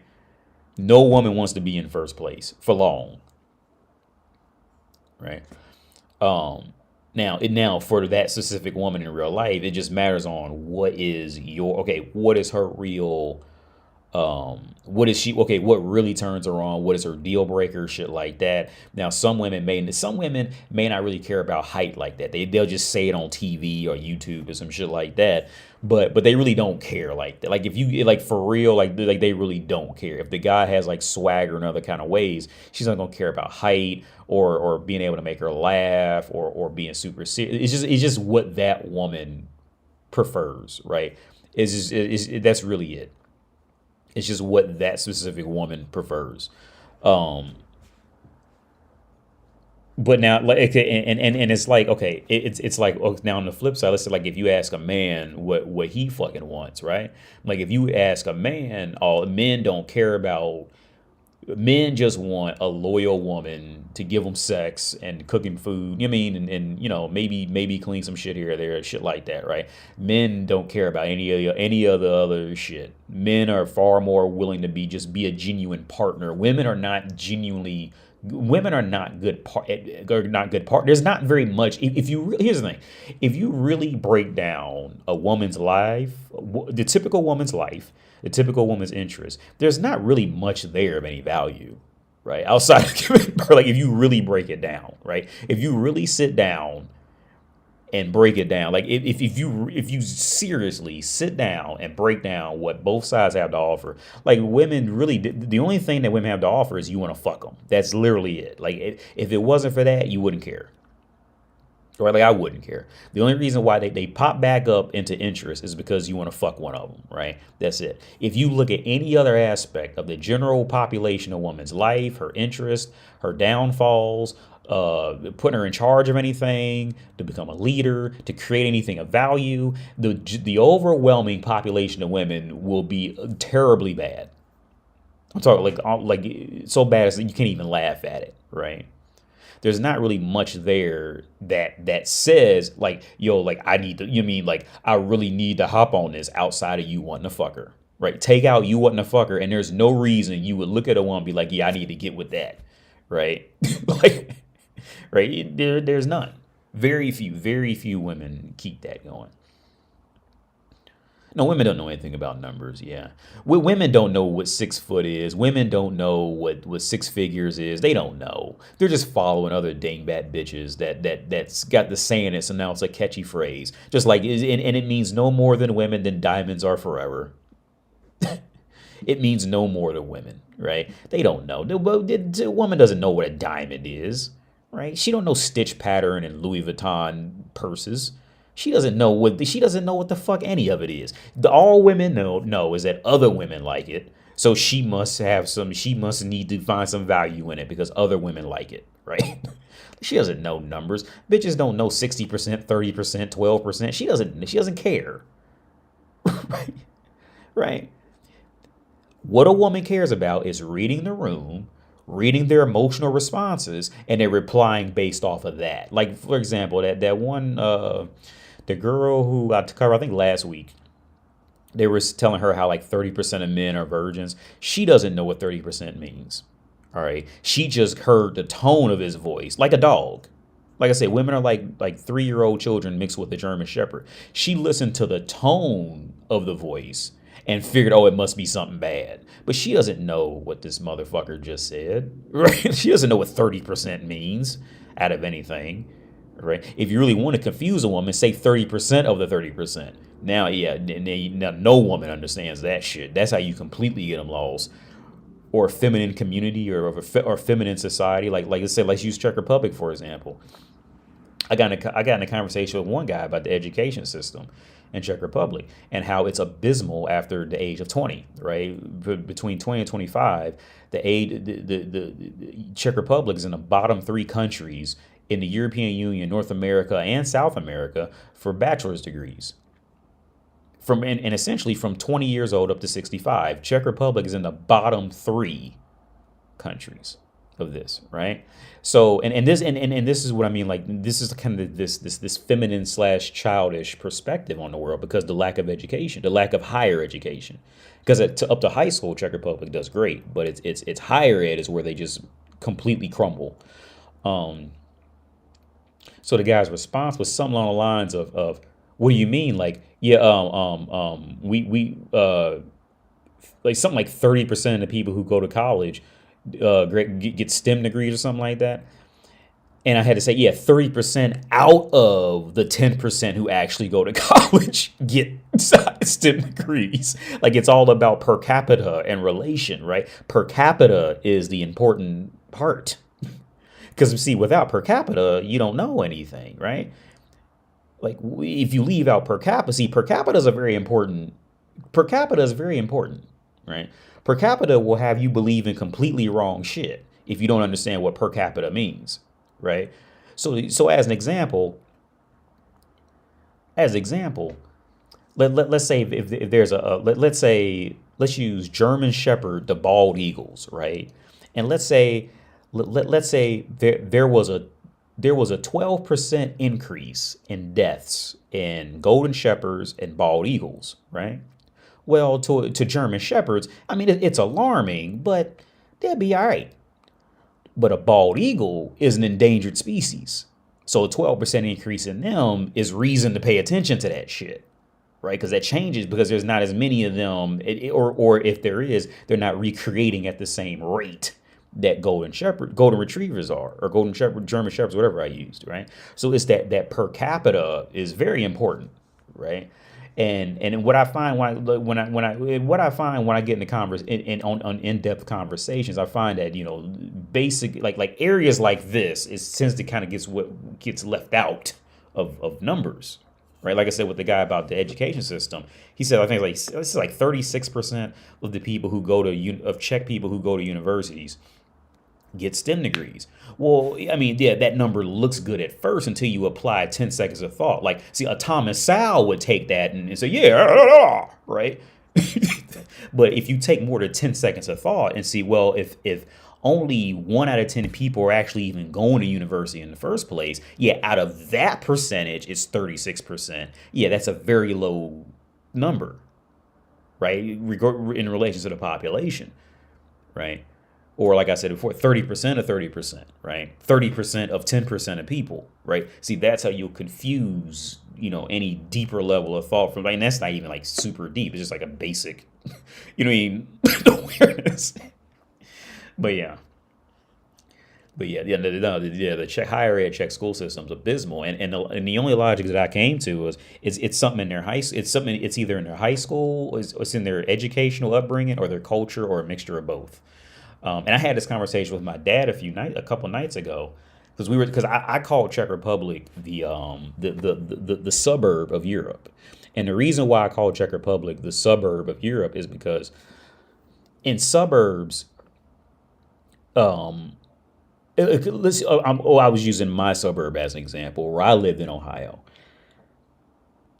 Um, I was telling my dad how kids who grow up in the suburbs are living in that's a suicide path for a child to grow up in the suburbs, unless the parent is on top of their schooling, unless the parent is actively involved in the child's life and getting them into higher education from young ages and putting those habits in them early, right?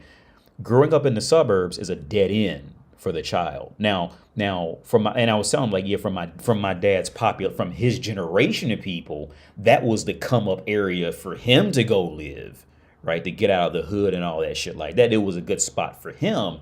But like for me and my friends, that was a dead end, right?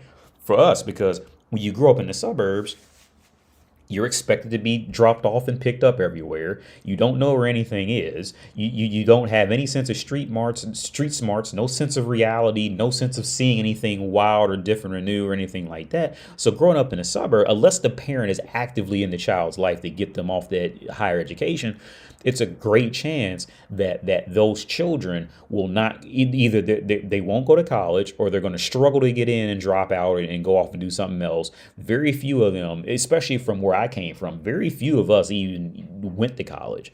And as an exercise, I asked my dad, said, okay, look at the church that we went to. Out of all the kids in there, how many of those kids graduated high school? And we could say, yeah, most of them did, right? But how many of them went off to college? And then how many of them actually succeeded in college? Very few, very few. And out of all my friends, same scenario, because we were in the suburbs. Very few. The suburbs dumb kids down, right? It dumbs them down. And I told Czech Republic is essentially the equivalent of the suburbs in Europe, right? Because from Czech Republic's perspective, they don't really make a whole lot of anything, right? So when there's a decently paying job, it's either foreign or it's funded by somebody foreign, right? So like they don't have that. So by the time they get a Procter and Gamble, right, it came from Germany or something. And the Czechs didn't make that shit, right? And the same thing with the suburbs. By the time there was a job for Procter and Gamble, you knew it came from Cincinnati. It wasn't part of our shit, right? So we approached growth in a completely different way, right? Right. And Czech Republic is essentially the suburbs of Europe. So from their perspective, there's no real reason for them to go and get higher education, because guess what? They'll just sit around and wait for Germany to give them some more money. So they'll just sit down and wait for the European Union to give them that 2 billion Czech crowns every year and sanction that shit out and hope tourism spikes so they can make money off tourism, paying crazy prices for tram rides and all that shit like that. And that's how Czech Republic gets by, because they don't make anything. And I tell my girl all the time, I think Czech Republic is embarrassing on that standpoint, because Czech Republic has all the connections to become something.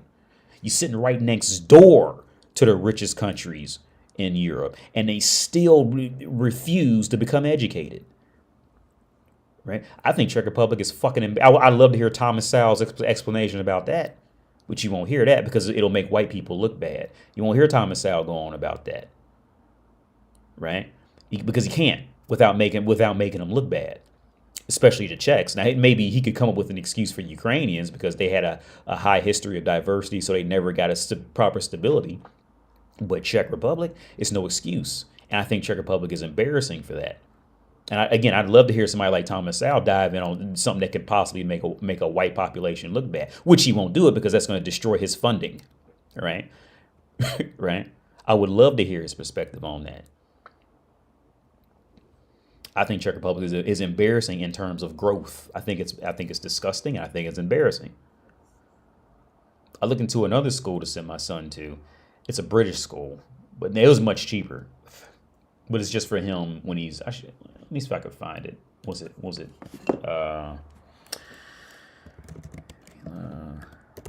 this school? I stumbled on this. I don't know if I'm gonna send him there, but this was a school I was looking at. It's a British. I'm pretty sure it's an English school.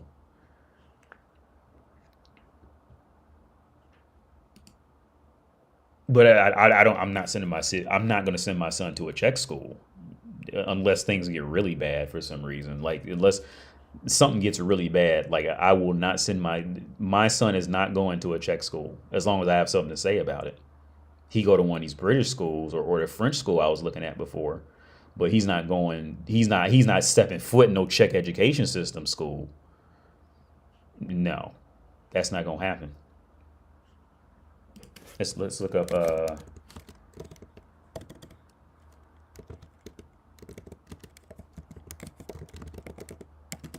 Because see, here's where Czech Republic can fit in and try to make it sound good is because see when you say graduate high school, well their high schools over here work a bit different. So they do high school, but then they do like 2 years of a trade. So they actually graduate at 20. They don't graduate at 18. So that's where a lot of the numbers can become skewed, and you really got to know how to read between the lines of knowing what the reality is. So you pretty much just have to look at bachelor's degrees, right? So 26 to 25 to 64-year olds with they're 14 points below the OECD average. They're 24 so they're 14 percentage points below. Although tertiary education attainment higher among 25 34-year-olds, it remains below the average.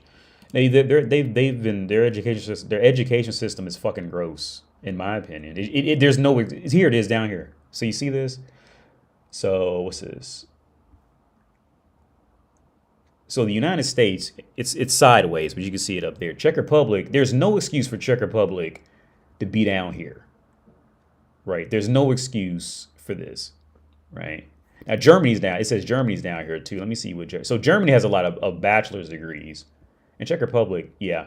But see, it's the thing when Czechs do go, then they'll excel, but they don't go. That's the problem. And also Germany is the home of making shit, right? Czechs don't make anything, right?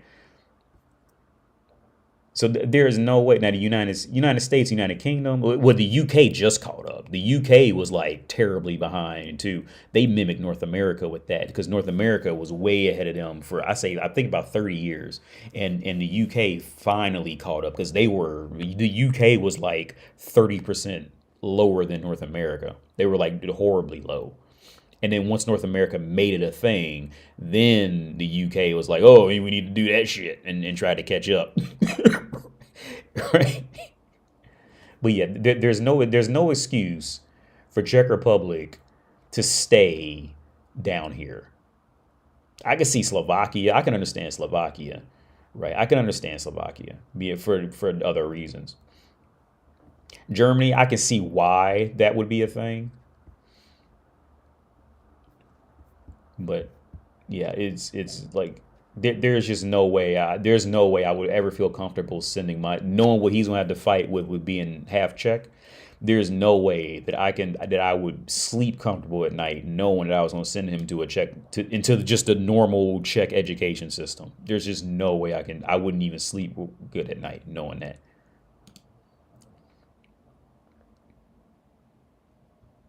But yeah, so if you're ever curious, you can just Google this shit. But there was actually a specific map I was looking for that shows it. I can't remember where it was at, but yeah, there's no excuse for that. But yeah, why doesn't I wonder why Thomas Sowell doesn't bring this part up though, of whites being lesser educated, because he'll talk about blacks being lesser educated all day long. But I would guarantee you, Thomas Sowell has never dived in anything. Probably doesn't know it exists, to be honest. But I wonder why he never dove into anything like this to actually break down, reality outside of blaming rap music for all black people's problems. Fucking clown. You know what's crazy too? I'm gonna talk about Goob YouTube. I was watching this court case about this girl who there was a girl who went to college and she got expelled because she failed all her classes and they kicked her out, right? And she was living in a dorm. So she went back home and she kept up the lie that she was going to college. She was paying cash for hotels, to stay away from home so her parents wouldn't find out. Well, her parents was about to find out and her mama found, well, here's the thing. Her parents were trying to call the school to get information on her daughter. And this is when I thought about Goob too, with that whole, like, he emailed the school randomly to get information about a random student, which I called him on bullshit on. So in that court, like, they're literally in court. Let me see if I can find it. They're in court, right? And the girl's dad is sitting there, like, on the stand saying, like, yeah, I tried to call the school and asked if my daughter was still going there. Did she go there? And the school literally told him, you have to ask your daughter that. We can't tell you that. And then I was thinking about Goob YouTube with that whole bullshit. Let me see if I can find that shit. It was on YouTube. I was watching earlier today. And I thought about Goob YouTube, about just how ridiculous that was. You see, what was it? The girl with a frying pan. Let's see. With was a cast iron. Let me see if I can find the video I was watching. Because, like, her dad was literally on the stand and they asked him, because her mom and her dad tried to keep calling the school to ask, is she going there? And they wouldn't tell. They're not even allowed to tell your own parents, right? And then Goob YouTube claims he emailed her. And I just thought about, I don't know if I could find that exact court scene, because the dad is he's on the stand answering questions on the stand, and he said, yeah, they wouldn't tell me. And that's what I thought about, how just ridiculous that Goob YouTube that guy was, for just, like, because he can get away with that, with a certain level of intellect. Like Thomas, he could be a Thomas Sowell, they can get away with that with a certain level of intellect. Let's see if I could find where I don't know if I don't know if these are going to have it. It was like Evil or something like that. What's her name? Right. Because they were talking to her dad. And her dad just flat out said, yeah, like, they wouldn't tell me.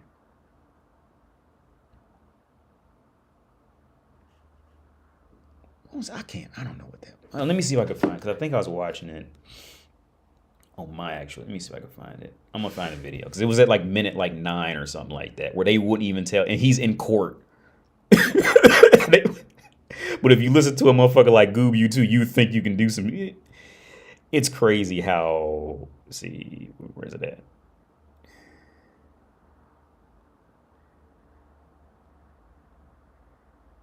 Yes, I went on a John Wick phase of watching clips from different John Wick movies. Because here's the other one. But because I was watching one where some guy, like, cooked his parents. That shit was ridiculous.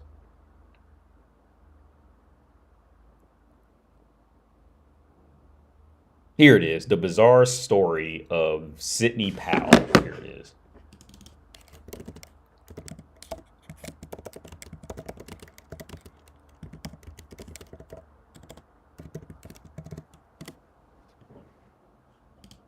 So it was like at minute 9 something. Her dad's like up there.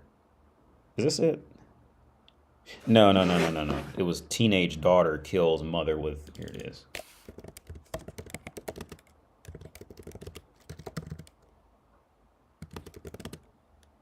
What did I put? No, teenage daughter.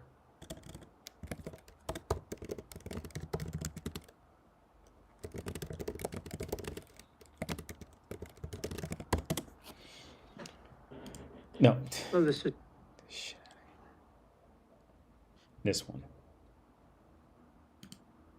Oh, it was already up there. Every parent's dream to see their child. So here's the thing. Watch this shit, right? And when I watched it, I thought about how ridiculous that Goob YouTube guy was. You had no reason not to trust what she's telling you. Correct. Steve had no reason not to believe her. She had always been a trustworthy child with a history of academic success. No one could have expected what would happen next. On March 3rd, 2020, Steve received a call at work from Mount Union. Officials at the college had to speak to him as a matter of urgency. They informed him that Sydney was no longer enrolled at the college. When he asked how long this had been the case, all they said was, "You'd have to ask her." I believe Mount Union called me. They called me, and the conversation was that Sydney wasn't enrolled anymore. And then I asked for how long, and they said, "You have to ask her." Okay. And this is after she had been in trouble, and they still wouldn't tell her own father if she was in. And then you get fucking clowns like Goob YouTube. They just randomly call up to a school, and yeah, like fucking clowns. Like there's so many people on Earth that just should not be allowed to speak openly. Like, but there's a certain level of intellect that'll just believe them. Just be like, I get it, everybody makes mistakes from time to time, but so here's the thing. Now, here's the thing. When I make a mistake, because everybody's gonna make a mistake, so let me clear this up. Because I'm making mistakes too, and there's been times I clicked off and remembered something and I said something wrong in a live stream. Okay, here's the thing. If I'm gonna make a mistake, right, my mistakes that I'll communicate are not gonna have you sitting up in prison one day, right? Or have you hiding from your own guilt or some shit like that. See, there's a lot of people out there, see, with some shit like Goob YouTube, with him going out saying some shit like, see, a dude like Goob YouTube is going to have motherfuckers who watch him sitting up in prison, right? A motherfucker like that is going to have people sitting up in prison, you know, because they got to listening to some shit he said, right? or like Thomas Sowell, he just preys on your self-guilt and hopes you can, you know, you run away from it and just tell you whatever they think you want to hear just to get clicks on YouTube and shit like that, right? They'll say anything. These motherfuckers will say anything, right? Now, when it comes to shit that could potentially get somebody in trouble, I've always doubled down on the reality of it, right? I've always doubled that. Well, perfect example, this, right? I'm not using Wikipedia as sources. So that's, there you go. See, it's always a dumb motherfucker that's going to have you sitting up. And you know, the first time I learned my lesson with that, I'll be honest with you. My gay uncle, the one who died, right? Back when I was going to Sinclair, I remember there was like a tax scheme going on where people was getting like $8,000 back on taxes, right? And my uncle told me to do it, right? I'm not even going to lie. He told me to do it. And he said, wait, and I remember he told me, he said, they may catch you, they may not, they may never catch it, you know, whatever. Right. So I remember I went and told, actually, let me pull up this teacher, because he was one of my favorite teachers ever, man. Charles. He was an English teacher. English. I looked him up a while back, because he has his beard. Here at Sinclair Community College. He's not gonna have his picture, but he's gonna have. He was the best teacher ever. Let's see if I can find him, because he had this beard and he had like 3 kids. Let me see. I'm curious to see if I can find his picture now.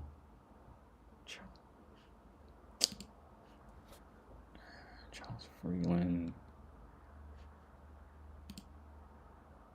I'm actually curious if I can find him. But I remember I went and told him about it, right? Because I was getting ready to do it. And I went and told this dude, I can't find his picture, because he has this real specific look. He was like a hippie kind of dude, right? Oh, that ain't him. No. Well, he was on Rate My Professor. He's got all greats, because he was just a great dude, man. He really was. I wish I could find his picture. 91% would take again. But I remember I went and told him. I said, yeah, you know, there's some kind of way I wanted to ask his opinion on it. And he said, yeah, don't do that. I said, well, my uncle told me to do it. And he goes, yeah, and you know how many people are sitting in prison because their uncle told them to do something? Like, he was probably about the first guy in my life who genuinely broke shit down, kind of like how I break shit down, like to compare and contrast kind of thing. Right. And he told me not to do it, so I didn't do it because he started making sense. He said, yeah, you know how many people are sitting in prison for taxes because they listened to something their uncle told them? Yeah, be like, yeah, don't. He just told me, don't do it, don't do it, don't do it, and I didn't, and so I didn't do it. I wish I could find his picture, man, because I think he wrote a book or something a while back, and his picture was up here for that. But he was like this real hippie-ish kind of looking guy. I almost remind you of what's it, Matthew McConaughey, like with his kind of character. He's a real cool dude, man. Real cool guy. Yeah, let's see what I can find. Because he was, but he was a writer though. This looks like something he probably would have did. I'm sure you wouldn't remember me because he had, he said he was a teacher back then, so tons of people come in. But the moral of the story is, going back to like the Goob YouTubes or the time, like you can't listen, like those motherfuckers will have you sitting in prison or just being just completely mentally fucked up, man. And this motherfucker's in court openly acknowledging that he can't even get any detailed information on his own daughter after they had to go to the police. He still has to ask his own daughter. The people sat there and told him. There it is right there. You have to ask her. That's what the school told him. Her fucking father. Motherfuckers, some old doofy motherfucker on the internet will have you sitting up in prison because they just told you something catchy that they think you wanted to hear, or have you down as a whole mental loophole because you just can't accept something, and have you all fucked up. Ask her. I believe Mount Union called me. They called me, and the conversation was that Sydney wasn't enrolled anymore. And then I asked for how long, and they said, you have to ask her. Yeah, and the reason why she wasn't enrolled because he was paying for her university, and he could not. Let me rewind it. I'm pretty sure the reason why they had to call him is because he was trying to pay his daughter's college tuition, and he wasn't able to log into he wasn't able to log into the school anymore to pay her tuition because she had been expelled. So he called the school, and I guess the school called him back, and and that's how he found out that she wasn't going. Typically, a school can only communicate with you on anything about a student if you're paying for it, right? And even then, they really don't tell a whole lot on top of that, right? He was paying for her tuition, and they probably really shouldn't even told him that. For real, what they did tell No him. one could have expected what would happen next. On March 3rd, 2020, Steve received a call at work from Mount Union. Officials at the college had to speak to him as a matter of urgency. They informed him that Sydney was no longer enrolled at the college. When he asked how long this had been the case, all they said was, you'd have to ask her. I believe Mount Union called me. They called me, and the conversation was that Sydney wasn't enrolled anymore. And then I asked for how long, and they said, you have to ask her. Okay. But take it from Goob YouTube.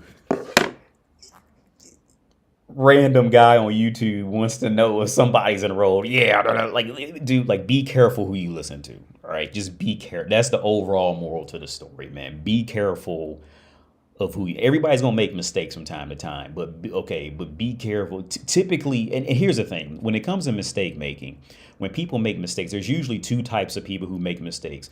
There's like Thomas Sowell, Goob YouTube types who will say or do anything for a paycheck, right, or to get some type of social view. They'll say or do anything like that with no regard for your health or safety in any manner. Right. And then there's other people like me who will make a mistake that, it's not a life-changing mistake. It's not going to be a potentially life-changing mistake. Right. Just be careful who the fuck you listen to, man. That's the overall moral to this story. That's the overall moral of that rant. You do break things down well. Oh, no, I'm horrible with physics. I failed that shit fast. I ever had a physics teacher. He was a black dude. His name was Marlon Aldridge. And like, yeah, I failed that motherfucker real fast. But he got the lot of the same. Like everybody had the same complaint about him. Like he would try to like make up a problem and then get confused in his own problem that he just brought on board, and everybody just be lost. Uh, I failed college physics. I studied physics on my own, but I failed college. I failed it in a formal classroom.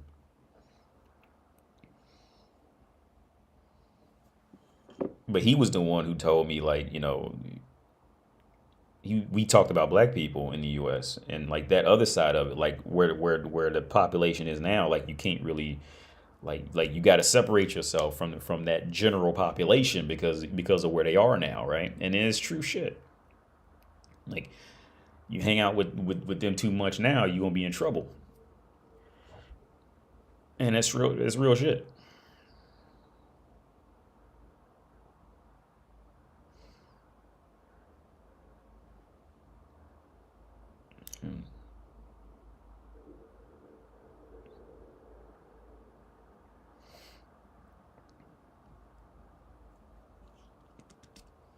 Says I guarantee white Americans who are Thomas Sowell fans don't want to talk about out the fact that most school shooters are white kids. It's not coincidence. Oh yeah, Thomas Sowell will never talk about that. Yeah, no.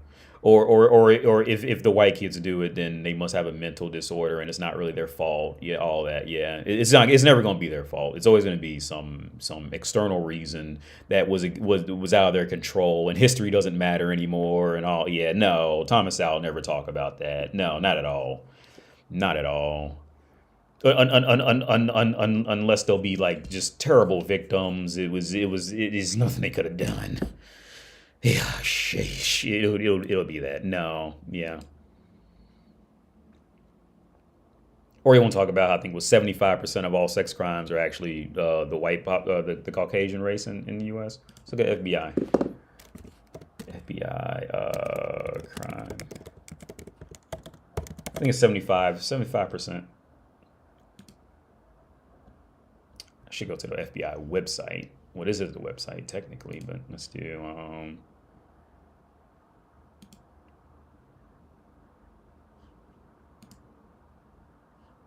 This is not the FBI website that I'm used to going on. Or maybe they changed it, but where is it?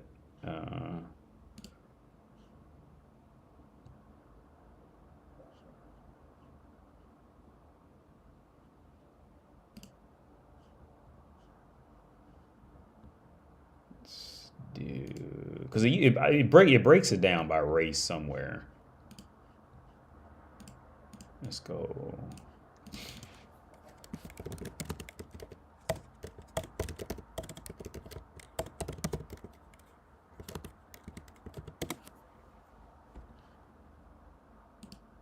Yeah, there it was up there.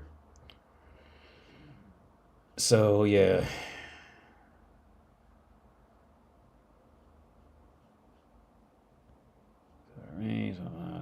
Rape. Yeah, here it is. Rape. It's double. It's more than double. Well, rape by itself is more than double in the white communities. Now, to be fair, African Americans, that's a big number for it's about, so to be fair, it's about equal. It's going to be about equal. Now, this number is equal, to be fair. So let me zoom in. So and like I said, the important part of reading statistics is per capita. So when you look at the total population, okay, total arrest, out of total arrest, right? Now this is severely lopsided because 70% of the population is white, whereas there's, so I think it's like 13% of the population is black in all the U.S. And actually the most violent state, actually, this is actually another fun tidbit.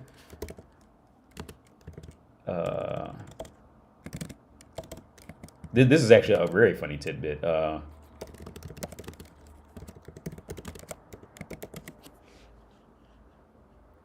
Alaska is actually the most dangerous state in North America. And that's really fun to bring up to, like, to that's really fun to bring up. Alaska is because here's the thing: when you get in a room full of racists, people who don't even realize they're racist, but they just are, right? And they always want to talk about Chicago, and they want to talk about, oh yeah, like the crime rate always goes up the more that black people are there. So here, let's do this. Alaska is actually the most dangerous state in all of North America.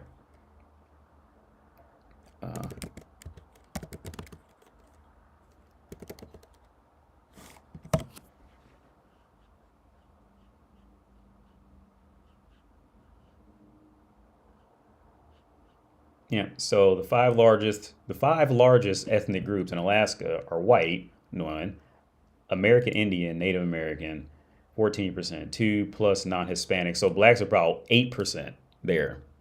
So they're literally one of the lowest. They're literally one of the lowest populations. They're on the low side of being in the population. That's the most dangerous state in North America. I'd love to hear Thomas Sowell's explanation on that.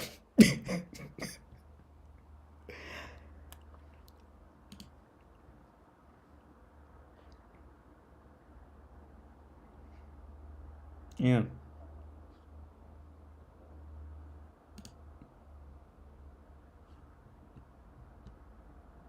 yeah. But yeah, but it's the per capita that's more important. It's per capita that's more important, right? 70% of the population is white, but African American population has 2 million, has I'm sorry, yeah, 2 million arrests versus white has 5 million. So that's horrifically off. Now, to be honest, so to be fair, the rape is about that's high for black people. Is definitely high. Is that's and this is what year is this? This is in 2018. But that is high. So I'm not gonna lie about that. That is high. Robbery is clearly off the charts there. But again, once you strip out,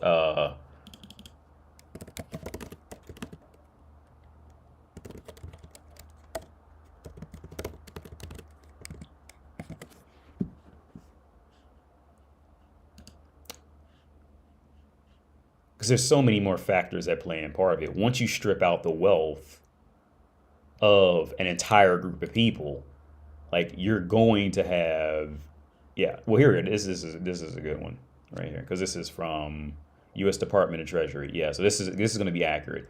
So yeah, so when you have this separation of wealth, right? Let's go back to the actual page. You're going to have problems. Like that's going to be you're going to have these issues, right? But let Thomas Sowell say it. Well, it's just the rap music.